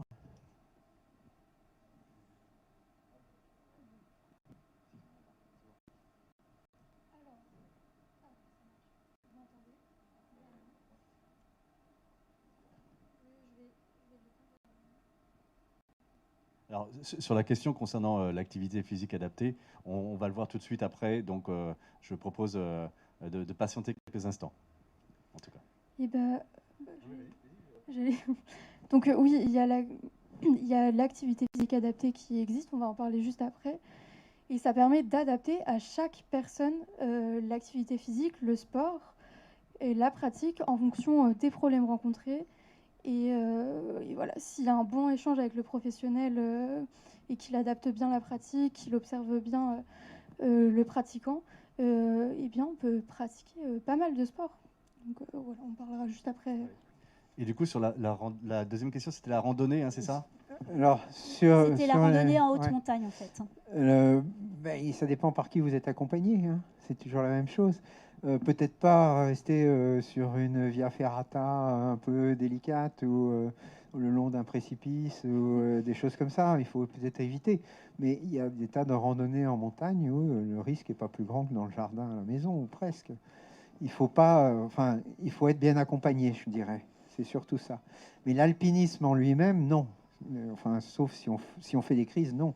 Parce que vous allez entraîner la cordée avec vous. Hein, c'est dangereux. Si je peux ajouter quelque chose, en ce moment, donc en février, il y a pas mal de balades, c'est un peu plus que des balades, organisées en groupe, notamment avec quelqu'un de formé pour accompagner les personnes ayant des pathologies ou n'en ayant pas, mais qui est là en plus au cas où il y a un souci, parce que ça peut arriver aussi à tout le monde, hein, vu que c'est une activité où on prend un peu de hauteur, il peut y avoir quelques malaises, etc.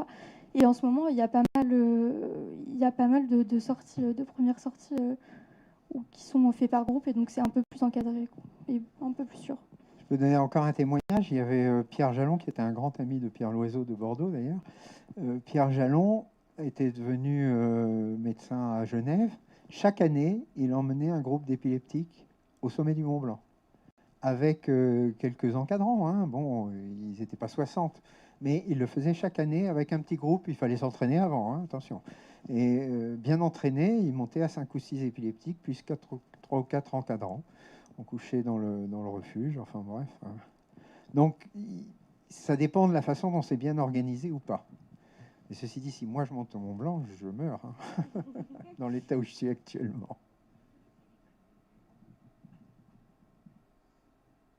Très bien, merci. Je vous propose maintenant de rejoindre un invité qui est à distance. C'est Axel. Alors le temps, pareil, de me connecter. Et normalement, Axel va justement vous parler de l'activité physique adaptée et surtout de ces travaux auxquels je crois vous avez participé, docteur, des travaux qui vont, c'est lui qui va le mieux en parler, hein, mais qui vont justement faire écho un peu à tout ce qu'on a vécu pour l'instant. Donc déjà, retenez bien, le sport, c'est bénéfique. Merci Gilles. Je ne sais pas si tu veux passer en même temps le support de présentation. Je vais en profiter pour me présenter pour démarrer. Donc, je m'appelle Axel Lyon, je suis chercheur à l'unité de recherche clinique de l'Institut LATEP, qui est un centre spécialisé dans l'épilepsie qui est situé à Tain-l'Hermitage, dans lequel je réalise mon doctorat qui porte sur l'activité physique et l'épilepsie. Et puis, à côté de ça, eh bien, je suis enseignant vacataire à l'UFR STAPS Lyon 1 dans la filière activité physique adaptée et santé, voilà, dans laquelle eh bien, je forme des étudiants à une activité adaptée pour des personnes qui seraient en situation de handicap ou atteintes de maladies chroniques. Donc, pour faire suite à la présentation du docteur Birabien, eh bien, je vais essayer de répondre à la question qui serait de comment mettre en œuvre en fait, une activité physique régulière avec l'épilepsie. Question à laquelle on a essayé de répondre en fait, à l'Institut LATEP avec un collectif d'experts par la production d'un ouvrage, un référentiel de l'activité physique adaptée à l'épilepsie. Alors, dans la slide suivante, je vous présente le contexte. Comment nous est venue cette idée? Eh bien, en fait, les bénéfices de l'activité physique sur l'épilepsie, ils sont aujourd'hui avérés, comme l'a pu vous le démontrer et vous le présenter Arnaud Birabin, justement, avec des bénéfices à la fois sur la fréquence et l'intensité des crises qui seraient réduites, mais également sur la qualité de vie, l'estime de soi, etc. D'ailleurs, depuis 2016, médecins spécialistes et médecins traitants peuvent prescrire de l'activité physique adaptée aux personnes atteintes d'affections de longue durée, dont font partie les personnes atteintes d'épilepsie. Donc les médecins peuvent prescrire une activité physique qui va être prise en charge par des professionnels de l'activité physique adaptée. Cependant, mais comme l'a également présenté Arnaud, il existe encore aujourd'hui beaucoup de freins en fait, à la pratique qui semblent limiter son développement chez les personnes qui souffrent d'épilepsie. Des freins qui vont être liés à la stigmatisation, à l'isolement, à la méconnaissance des bénéfices des autres personnes, et puis des fois des personnes touchées par la maladie elle-même. Et puis enfin, aujourd'hui, eh bien, il n'existe pas de recommandations faisant la promotion de l'activité physique auprès des personnes qui souffrent d'épilepsie. Ce qu'a évoqué Arnaud, c'est une publication de Capovilla de 2016 dans laquelle ont été classés différents types d'activités, mais finalement, ce sont des recommandations limitantes, puisqu'à chaque fois, sont déclinées des activités qui seraient plus ou moins recommandées en fonction des risques qu'elles engendreraient. Et ça entraîne un certain biais, puisque par exemple, l'escalade fait partie dans cette publication des activités dérecommandées, avec le risque de chute qu'elle pourrait entraîner, etc. Alors que finalement, on se rend bien compte qu'en adaptant un peu l'activité, en la connaissant, avec un casque, avec les équipements de protection individuelle, le moniteur qui ferait l'assurage, une grimpe en moulinette, eh bien, l'activité deviendrait une de celles qui seraient les plus sécurisées, les plus sécurisantes pour les pratiquants. Donc voilà, à travers cet exemple, il y avait vraiment des représentations à reprendre et puis de véritables recommandations de promotion de l'activité physique à promouvoir. C'est pour ça que, eh bien, on a œuvré sur cet ouvrage afin de promouvoir l'activité physique auprès de cette population. Donc, dans la slide suivante, eh bien, je vous présente la méthodologie que nous avons employée. Il s'agit en fait d'une expertise collective. C'est un projet qu'on a mené sur 2 ans, porté par l'unité de recherche clinique de l'ATEP. Un appel à communication, un appel à participation, pardon, a été diffusé auprès d'experts nationaux. Et donc, ce sont 34 contributeurs qui ont accepté de prendre part à ce projet, tous travaillant dans le champ de l'épilepsie à partir de différentes disciplines, différentes expertises. On a donc regroupé dans ce groupe de travail des neurologues, des documentalistes, des enseignants en activité physique adaptée, des professeurs de sport, mais également des chercheurs en sciences humaines et sociales, des chercheurs en STAPS, et puis bien évidemment des usagers aussi pour avoir cette vision singulière. À partir du groupe de travail, eh bien, on a pu constituer finalement 3 parties de l'ouvrage en répartissant les différentes thématiques. Et donc l'ouvrage se constitue de 3 grandes parties. La première qui porte sur la neurologie finalement, la seconde sur l'activité physique adaptée au sens de l'intervention professionnelle qu'elle représente, et la troisième partie, eh bien, ce sont les sciences humaines et sociales qui se sont emparées des questions de l'activité physique et de l'épilepsie. Et puis je vous présenterai justement quel intérêt cela a pu apporter. Donc, dans la slide suivante, voilà, je vous présente rapidement la première partie qui portait donc sur la neurologie, qui a été rédigée par des neurologues en 5 chapitres. Le premier, donc, ce sont tout simplement des définitions, des rappels sur l'épilepsie et sur l'activité physique, avant d'avoir une définition vraiment exhaustive de la maladie, mais en même temps avec une certaine accessibilité pour que des profanes, des personnes non initiées, des personnes non rompues à ce type de vocabulaire puissent comprendre ce que représente vraiment cette maladie et ce qu'elle engendre. Le deuxième chapitre porte sur les bénéfices avérés de l'activité physique adaptée. C'est la neurologue Agnès Trébuchon qui s'en est principalement saisie. C'est ce qu'on appelle une revue de littérature finalement, c'est-à-dire qu'elle a fait une recherche de tous les derniers articles scientifiques qui ont été publiés internationalement et qui ont montré les bénéfices de l'activité physique sur l'épilepsie. Donc c'est la publication la plus actuelle, en fait, la synthèse des bénéfices et qui montre vraiment l'intérêt effectif, objectif, qui a été démontré aujourd'hui, et ces bénéfices qui sont nombreux, bien sûr. Le troisième chapitre, il porte sur les préconisations et les contre-indications à l'activité physique. C'est Sébastien Boulogne, neurologue de Paris, qui s'en est saisi. Et donc là, sur différentes parties, il décrit en fait justement les précautions très particulières et singulières qu'il faut prendre, comme disait M. Birabin, en fait, en fonction de l'épilepsie de chaque personne qui va être différente en termes de facteurs de crise, de type de crise, etc. Est-ce que ça va impliquer en termes de préconisations sur l'activité physique et potentiellement en termes de contre-indications. Les contre-indications, en fait, elles sont relatives, c'est-à-dire qu'il n'existe que très rarement des contre-indications absolues à l'activité physique, puisque dans la mesure où elle va être adaptée ensuite, eh bien, on peut finalement toujours réussir à trouver une activité qui va correspondre aux besoins et aux capacités de chaque personne. Donc l'idée vraiment de ce chapitre-là, c'est pas de cibler les contre-indications, c'est plutôt comment faire en sorte qu'elles n'en soient pas, comment pratiquer malgré certaines barrières, certaines contraintes. Le quatrième chapitre, il a été porté par Nicolas Mézoire et il porte sur la prescription de l'activité physique adaptée. Alors, comme je vous l'ai dit rapidement dans l'introduction, depuis 2016, l'activité physique adaptée peut donc être prescrite. Mais encore faut-il savoir comment et en termes de dispositif, comment ça se passe finalement. C'est-à-dire, il y a une fiche de route pour le médecin, certaines questions à poser, certaines évaluations à faire, et ensuite, comment les personnes s'en saisissent.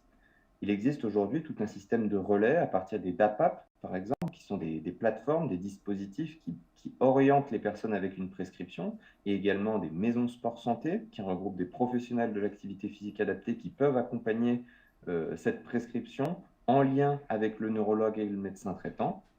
Et ça, je crois que Gilles en parlera mieux que moi ensuite. Et puis, un dernier chapitre dans cette partie qui porte donc sur l'activité physique et l'épilepsie. Et là, c'est Nathalie Villeneuve qui a décrit une expérience singulière dans son hôpital dans laquelle ils ont mis en place un programme d'éducation thérapeutique du patient qui porte sur le sport et l'épilepsie.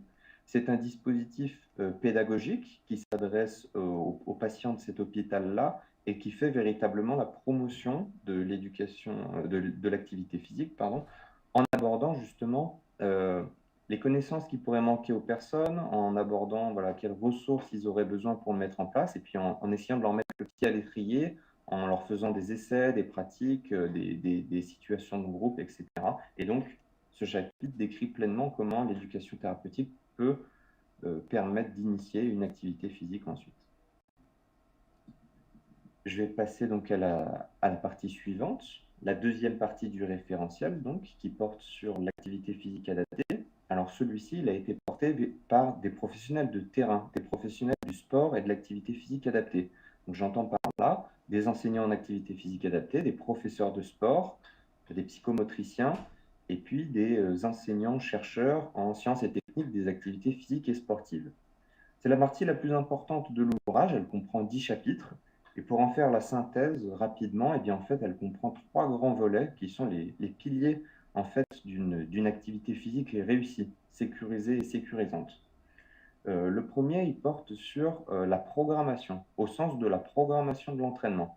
C'est-à-dire que pour proposer une activité qui soit véritablement adaptée à la personne, il faut prendre en compte une forme de chronologie, un cycle, une progression, pour que la personne puisse en tirer des bénéfices et puis s'améliorer, et surtout que ce soit adapté à sa situation de départ, ses capacités, ses ressources, ses besoins et ses envies. Et donc cette partie-là regroupe 3 chapitres qui déclinent de quelle façon on peut organiser une activité pour qu'elle soit vraiment sécurisée, quelle charge, quel type de travail il faut utiliser, et puis quelles ressources peuvent utiliser les professionnels, comme des listes, des fiches, etc., basées aussi sur la littérature et sur l'expérience de terrain des professionnels qui ont contribué à cette partie dans l'ouvrage.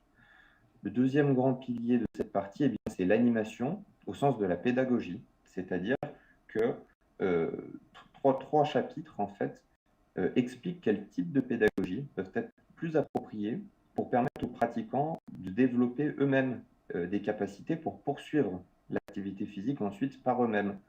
C'est-à-dire que pour que les bénéfices fonctionnent et durent, eh bien, il faut que l'activité dure aussi. Donc, comment faire en sorte que l'activité physique soit régulière et qu'elle s'inscrive dans le temps et qu'elle ait du sens pour les personnes? Eh bien, ça va passer par un accompagnement pédagogique spécifique.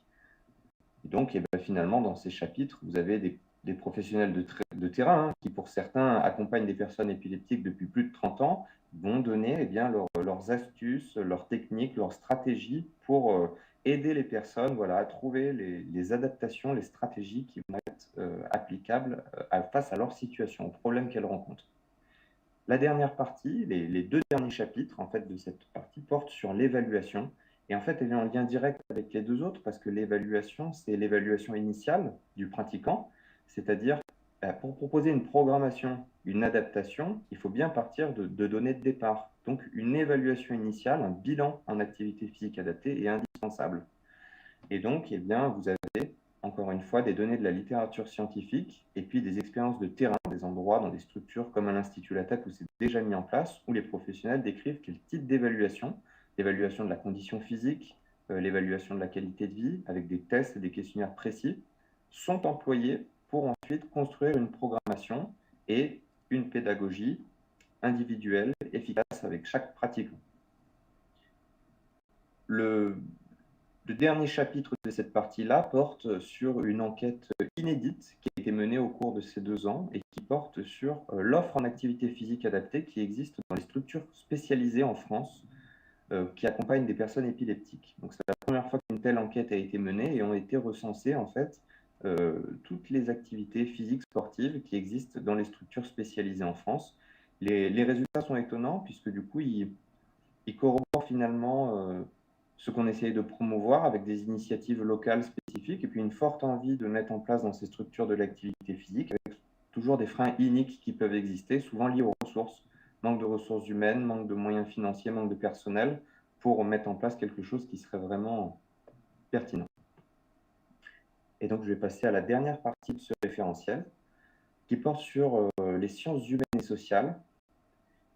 Finalement, cette partie-là nous a semblé irréductible parce que les 2 autres premières parties avaient comme postulat le fait que les personnes étaient déjà enclins à vouloir pratiquer. C'est-à-dire, dans la partie de neurologie, on parle de personnes qui sont prêtes à pratiquer de l'activité physique. Dans la partie activité physique adaptée, on s'adresse aux professionnels encadrants qui vont accueillir des publics de personnes atteintes d'épilepsie et donc voir comment faire pour les accueillir de la meilleure façon.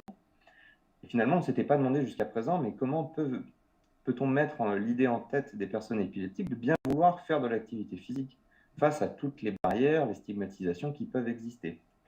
Et donc là, ce sont 4 chapitres en fait, qui ont été produits avec différentes disciplines, philosophie, anthropologie, sociologie et littérature. Le premier, il a été rédigé par Sophie Arborio et il porte sur le savoir expérientiel en fait, développé par les familles, les aidants et les usagers eux-mêmes. Ce savoir particulier en fait qui se développe face au déficit de savoir médical qui peut exister dans l'épilepsie.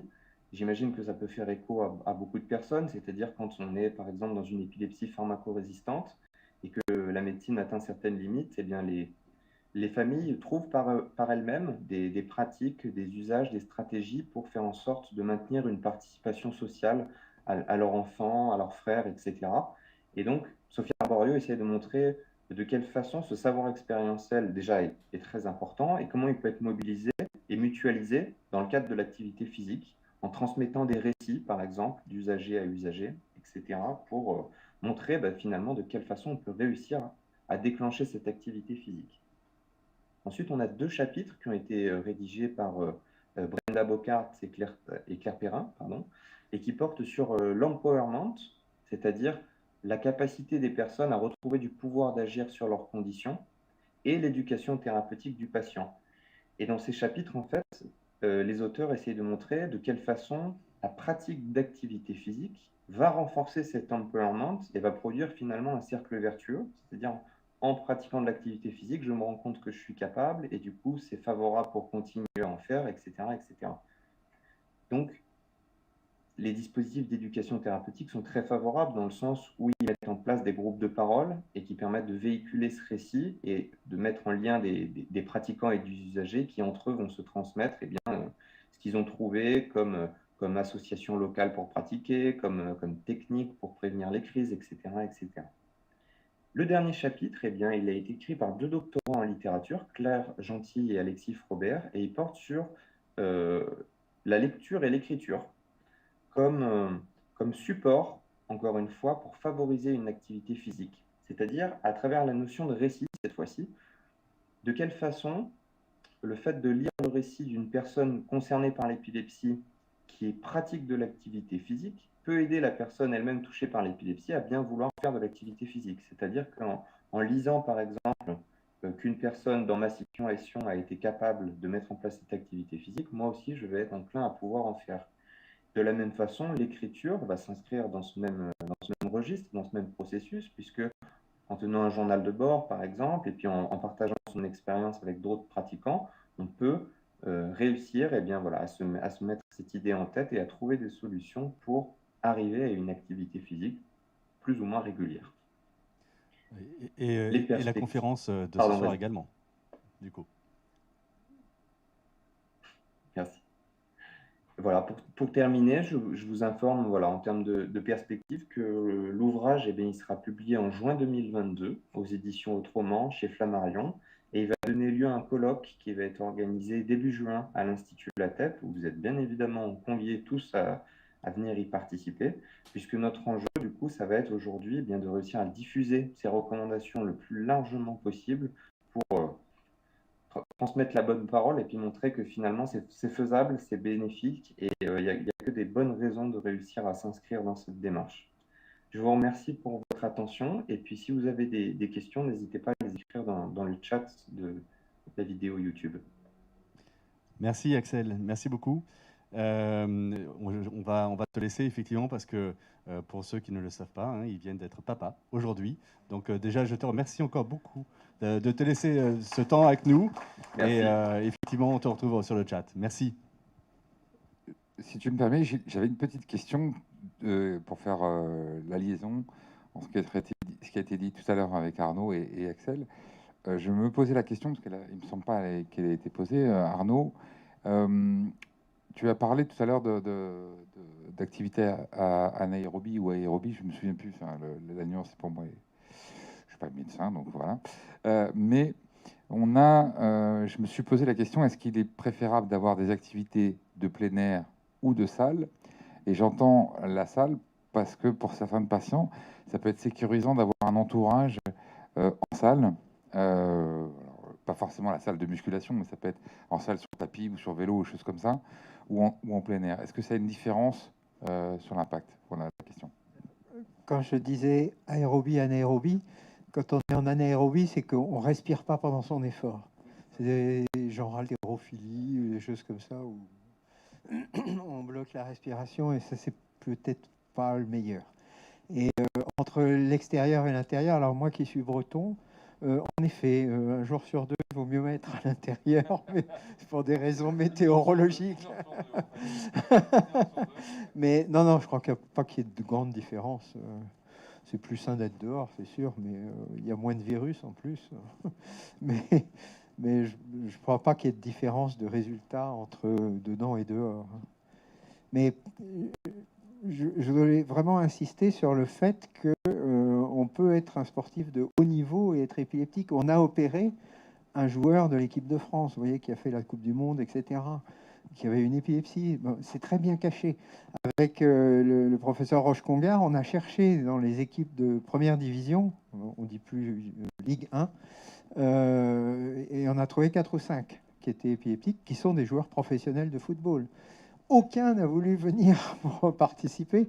Le gardien de but que vous avez vu sur la photo, il n'est pas épileptique. Mais voilà, aucun n'a voulu participer. Donc ça garde ce côté un peu voilà, tabou. Ils ne veulent pas se montrer, ils ne veulent pas qu'on le dise. Oui, effectivement, je vous rejoins tout à fait. Et ça montre qu'on a encore du travail, justement, là-dessus. Et c'est d'ailleurs pour ça qu'il faut en parler, n'est-ce pas, Christophe? Parlons-en. Alors, juste, puisqu'on est un peu pris par le temps, je vais juste vous rappeler 2 ou 3 petites choses. L'activité physique adaptée, c'est quoi? La définition, c'est que ça regroupe l'ensemble des activités physiques et sportives adaptées aux capacités de la personne. On a tout dit. Il faut vraiment adapter ce que l'on peut faire. Et finalement, le sport que l'on pratique, eh bien, il faut l'adapter à sa propre condition. L'encadrement, on en a parlé aussi. Eh bien, l'encadrement de l'APA, c'est des professionnels. Ils sont formés, la preuve, en cours de formation. Il y en a également dans la salle, donc, qui sont formés. Et effectivement, donc, ce sont des enseignants en APA, une spécialité en STAPS. Et c'est eux qui peuvent justement conduire avec le patient toute cette mise en pratique finalement personnalisée de la pratique sportive. Ensuite, ce que je disais, voilà, ce sont des professionnels, c'est une filière reconnue, c'est une filière en STAPS, niveau licence et master. Ils sont bien sûr, comme toutes les filières, ensuite repris dans une association professionnelle, mais voilà, ce sont vraiment des professionnels reconnus, formés pour ça, et il faut vraiment s'appuyer sur eux. Alors, on l'a dit, le parcours du patient pratiquant, finalement, j'ai repris un petit slide juste pour vous rappeler en synthèse. Le sport sur ordonnance, le sport santé, ça fonctionne, ça existe depuis 2016. Ça a été mis en pratique en mars 2017, d'ailleurs. Eh bien, personne ne l'utilise. Pourquoi? Parce qu'en fait, et il faut qu'on s'en serve, il faut simplement que le patient, vous, la personne épileptique, aille voir son généraliste et dit « Moi, le sport santé, ça m'intéresse. Faites-moi une ordonnance pour que je pratique du sport. » C'est simple. Une fois qu'on a cette ordonnance, on va aller voir son neurologue, puisque si on est épileptique, en fonction de son épilepsie, on peut avoir une réduction de certains sports. On l'a vu, professeur Birabin en a parlé, il va falloir qu'on classifie quelque part ce qu'on peut faire en fonction de la personne. Une fois qu'on est sorti finalement de son neurologue, avec sa prescription et l'avis du neurologue, ensuite on va aller voir un professionnel de sport, et qui du coup, lui, en ayant l'avis finalement du généraliste et du neurologue, il va pouvoir construire avec la personne son activité physique.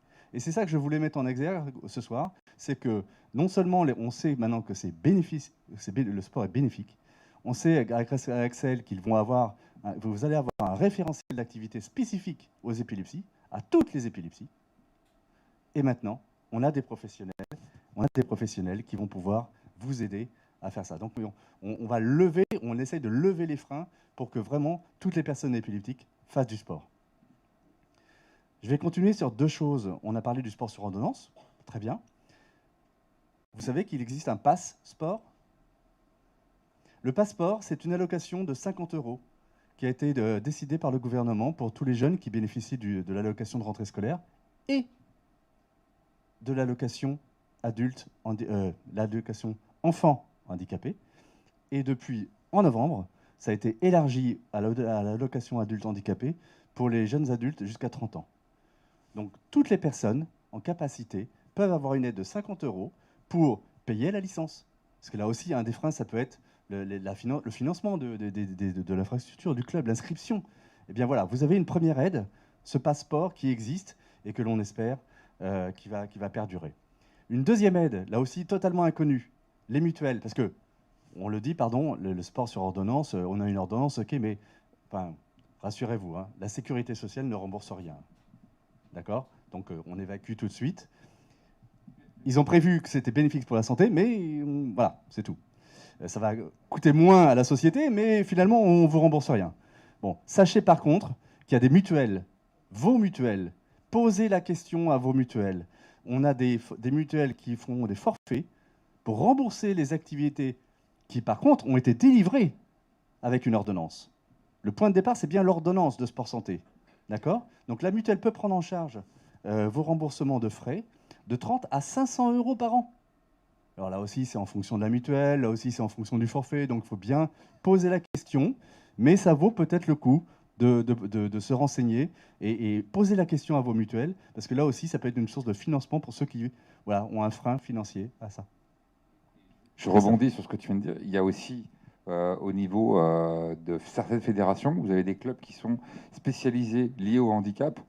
Moi, j'ai une pratique, et je pratique le golf, par exemple, et il y a plusieurs terrains de golf qui sont adaptés au handicap. C'est-à-dire qu'il y a forcément un enseignant qui va être dans le club qui, lui, a été sensibilisé au handicap en général et qui va réadapter son cours ou son suivi de la pratique sportive.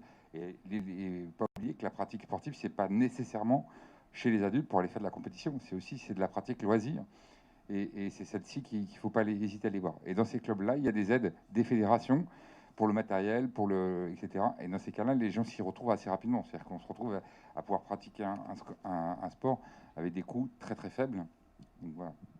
Oui, mais effectivement, il faut le citer parce que là aussi, c'est méconnu, mais il faut qu'on le cite. Alors, juste en rappel, on a bien sûr des structures qui s'occupent du sport en France. On a la Fédération française handisport. Ah bah oui, mais là, c'est le handicap physique ou sensoriel. Donc, les épileptiques, on n'est pas concernés. La Fédération française de sport adapté. Ah bah oui, mais là, c'est la maladie mentale. Donc là non plus, on n'est pas concerné, puisque, je rappelle, les épilepsies, c'est une maladie neurologique. Juste un rappel, en passant. On a les clubs labellisés sport et handicap. Là aussi, c'est très bien. C'est une très, très bonne volonté de cette mixité, de cette inclusion qu'on souhaite dans la société. Effectivement, ça permet aux clubs de dire moi, je peux accueillir des personnes handicapées dans mes structures. Oui, sauf que si on n'accompagne pas la personne dans sa pratique sportive, c'est pas assez. Donc, ce que je vous propose, c'est juste de rappeler, effectivement, on les a cités rapidement, il existe maintenant, depuis la stratégie nationale du sport santé, des maisons de sport santé un peu partout en France. Il existe en Nouvelle-Aquitaine un dispositif qui s'appelle PEPS, qu'il faut vraiment utiliser. Ça s'appelait DAPAP également, je crois, sur Tours et sur Orléans et sur Lyon. Voilà, il y a plein de choses, mais le point de départ, c'est les maisons de sport santé. Et puis surtout, ce que je voulais également mettre en avant ce soir, c'est des initiatives locales, de clubs, vos clubs, de petits villages, ou de villes, ou de grandes villes, peu importe, mais qui mettent en place des choses pour justement faire une réalité, parce que ce sont des passionnés, parce que ce sont des professionnels de l'APA. Et puis je vais avoir le plaisir de vous passer une petite vidéo du Stade Cubzaguet d'athlétisme.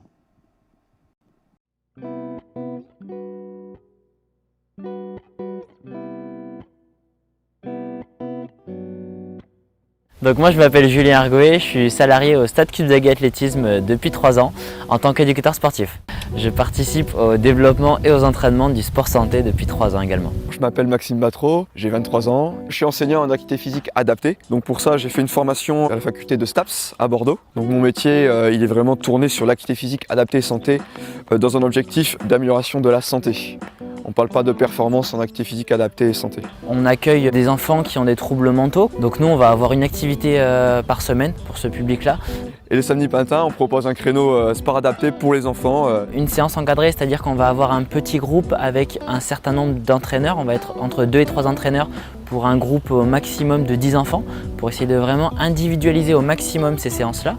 Donc à travers cette individualisation, on va également aussi beaucoup travailler sur le côté social. Donc c'est à la fois pour l'enfant intéressant parce que du coup il va rencontrer d'autres personnes dans un autre cadre que l'école ou que les rendez-vous médicaux qu'il va avoir par exemple, mais aussi intéressant par rapport aux parents qui vont pouvoir aussi échanger avec peut-être d'autres parents qui ont des problématiques un peu similaires par rapport à leur enfant. Donc nous les séances on les fait ici, au stade d'athlétisme de Saint-Henri-de-Cubzac.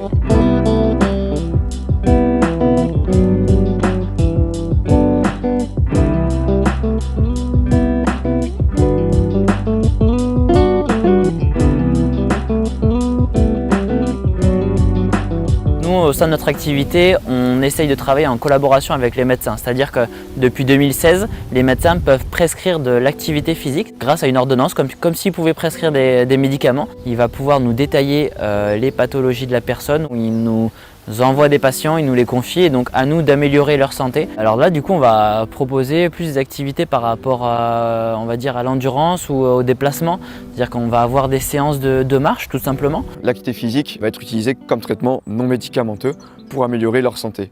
On passe également par des organismes comme le PEPS, qui permet de faire le rapprochement entre les patients et les structures qui peuvent les accueillir. On s'est également inscrit sur une application qui s'appelle Gouv, où dans cette application on retrouve les structures qui accueillent, les patients et aussi les prescripteurs. Cette application aussi nous permet de faire un suivi des patients pour tous les professionnels de santé. Et on va avoir par exemple des seniors qui sont simplement sédentaires ou qui suite à une chute ne se sont pas déplacés pendant beaucoup de temps et qui ont besoin de reprendre une activité physique assez régulière pour retrouver une certaine autonomie. Une personne qui est porteur d'une maladie ou d'une pathologie ou d'un handicap et qui souhaite venir au club pour améliorer sa santé ou alors prévenir d'autres risques en faisant de l'activité physique. On propose vraiment un suivi généralisé. On va avoir des séances de cardio, des séances de renforcement musculaire, des séances d'équilibre et de coordination.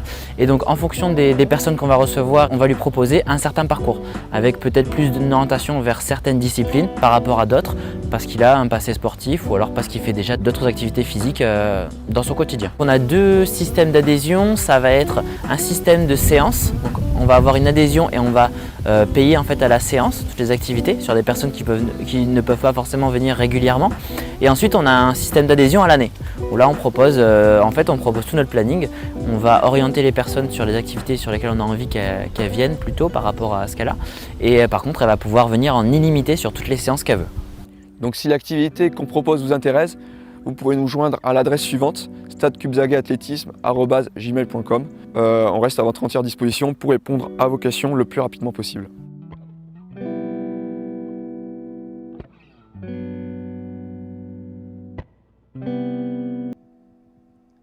Voilà, merci. Et on a Julien qui est avec nous présent dans la salle. Donc si vous avez des questions, n'hésitez pas.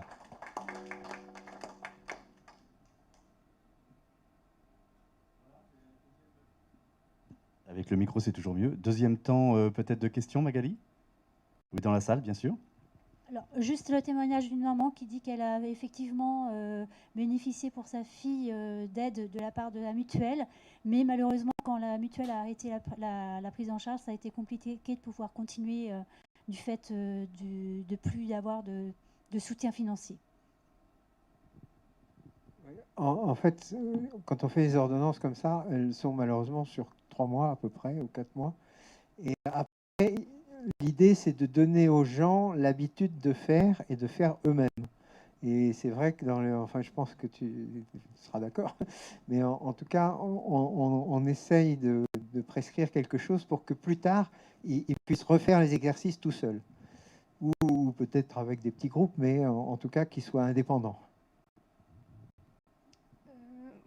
Il a raison, enfin, j'ai pas grand-chose à ajouter. Le but, c'est vraiment d'inciter la personne à commencer le sport pour ensuite elle peut continuer et ne pas en faire tout seul et continuer dans le club, par exemple, si c'est dans un club, sans pour autant que le médecin intervienne à chaque fois et prescrive.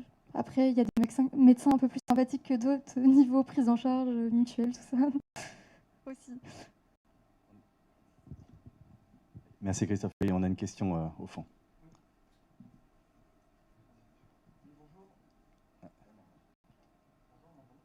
Non.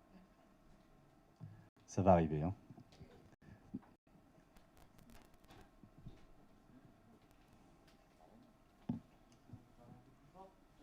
Donc Grégory Martin, en fait, si vous m'entendez là, ouais. Vice-président du GDOS, donc je représente le comité olympique de Gironde. Théo qui est également présent ici. Alors pour information, donc moi je suis vice-président chargé du sport santé bien-être, donc c'est intéressant en fait cette conférence. Et juste pour vous signaler en fait que le GDOS participe justement à l'élaboration d'une cartographie des structures qui peuvent accueillir justement en fait les patients qui sont orientés et pour faire du sport santé en fait. Donc du sport sur ordonnance.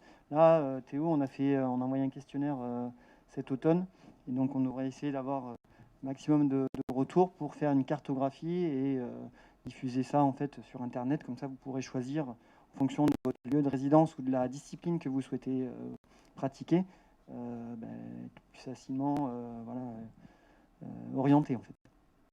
c'était juste pour information. Oui, merci beaucoup. Merci. Il y a une question dans le public. Je voulais juste ajouter que l'activité physique adaptée, donc il y a aussi la compétition. Si vous en avez l'envie, il ne faut pas se restreindre. La compétition, elle est aussi ouverte, même si ce n'est pas dans tous les clubs ou partout pareil. Voilà.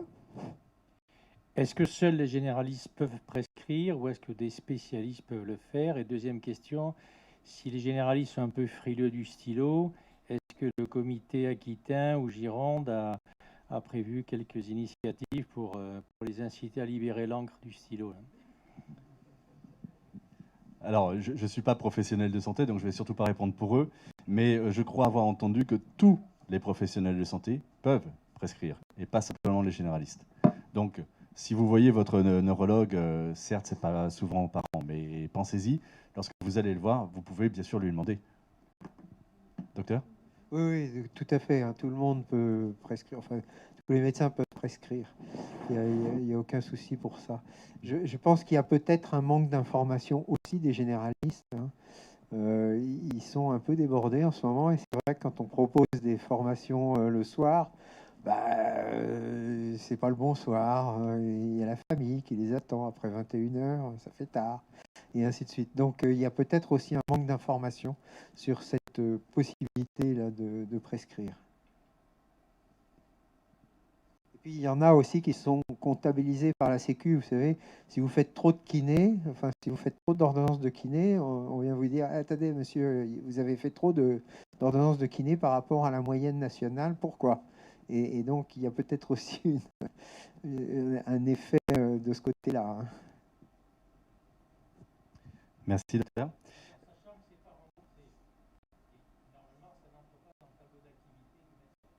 Non, pour ça, mais justement, il y a peut-être un manque d'informations à ce niveau-là. Moi, j'ai mis longtemps à savoir. Je ne fais pas des prescriptions depuis 2016. Donc voilà pour conclure cette soirée, parce que le temps nous rattrape. Si Magali, il n'y a pas d'autre pour l'instant. Ok, c'est bon. Voilà, Christophe l'avait dit en préambule, on est en route vers le 2e sommet national de l'épilepsie. Chaque groupe de travail, donc Maëva qui fait partie de ce groupe, et moi-même, on a, et avec tous ceux qui nous ont, toutes les personnes d'Épilepsie France qui nous ont aidés, on a finalement synthétisé nos travaux sur 6 grandes revendications qu'on va bien sûr porter sur le prochain livre blanc qu'on va maintenant écrire, n'est-ce pas Christophe? Donc, moi je suis déjà à l'écriture de mon côté. Mais tu vois, mettez en avance sur moi parce que nous on commence simplement. Donc 6 grandes revendications, effectivement, bien sûr, la première, diffuser ce référentiel APA à partir du moment où il sera publié, bien sûr. Mais diffuser ce référentiel parce qu'encore une fois, il sera vraiment utile pour tous les professionnels de santé et du coup pour les patients. Deuxièmement, bien sûr, intégrer le sport dans l'ETP. L'éducation thérapeutique du patient, c'est fondamental. On a dit que le sport était bénéfique. Il faut absolument intégrer une journée de sport dans les ETP. Et l'ETP, je précise que c'est le mot commun à tous nos groupes de travail. C'est une multiplication des ETP vraiment à favoriser. Absolument. Troisièmement, bien sûr, on l'a dit, améliorer la prise en charge du sport ordonnance. Vous l'avez entendu avec les témoignages, on voit que ça existe, mais que ce n'est pas connu ou que ce n'est pas assez. Donc il faut absolument qu'on pousse les pouvoirs publics à améliorer cette prise en charge. 4e point, augmenter l'accès à l'activité physique adaptée dans les structures spécialisées. Parce que, d'accord, on est tous ici, mais on a aussi des épileptiques qui sont dans les structures spécialisées. Il faut qu'eux aussi puissent faire du sport à leur niveau, avec leur capacité, mais il faut qu'ils puissent faire du sport. 5e, augmenter la présence dans les structures sportives de professionnels formés en APA. Là, typiquement, Julien en est un parfait exemple. Staff Xavier d'athlétisme ne l'a pas attendu. Pourtant, ils ont choisi, ils ont développé cette activité en leur sein. On a nous aussi, à Blanquefort, là où je réside, le club de tennis qui essaie de développer cette activité physique adaptée. Voilà, il faut surtout encourager les clubs à pouvoir le faire. Et puis, bien sûr, on l'a dit, pour ceux, comme je disais, pour ceux qui veulent faire un peu de la compétition, ou ceux qui veulent faire voilà, en club, on a Nous, aussi une grosse revendication, c'est que bien sûr faire accepter les maladies neurologiques à la Fédération française de sport adapté. Puisqu'ils ont les clubs, ils ont déjà adapté la pratique sportive à certains handicaps, autant ajouter les maladies neurologiques dans leur spectre. Voilà, en conclusion, ce que je voulais dire. Christophe, tu voulais... C'est un très beau programme. Et je précise que pour l'avoir vécu, tu parles de l'exemple des masses et des IME avec les APA, pour l'avoir vécu pour mon fils. Moi, les activités sportives que j'ai vues, pas de mon fils puisqu'il n'était pas en capacité, mais d'autres patients dans la masse dans laquelle il était, ça se résumait à, bon, il y avait un beau terrain de basket, un beau terrain, mais à leur balancer les ballons, et puis faites ce que vous pouvez, et avec leurs problèmes à eux, sans avoir une orientation de l'exercice physique, et justement avoir des activités adaptées, quoi, en fait, rien. Ça se résumait à ça, et avec 3 personnes qui discutent dans un coin, et puis voilà. Il n'y avait pas une vraie volonté de dynamiser l'aspect physique.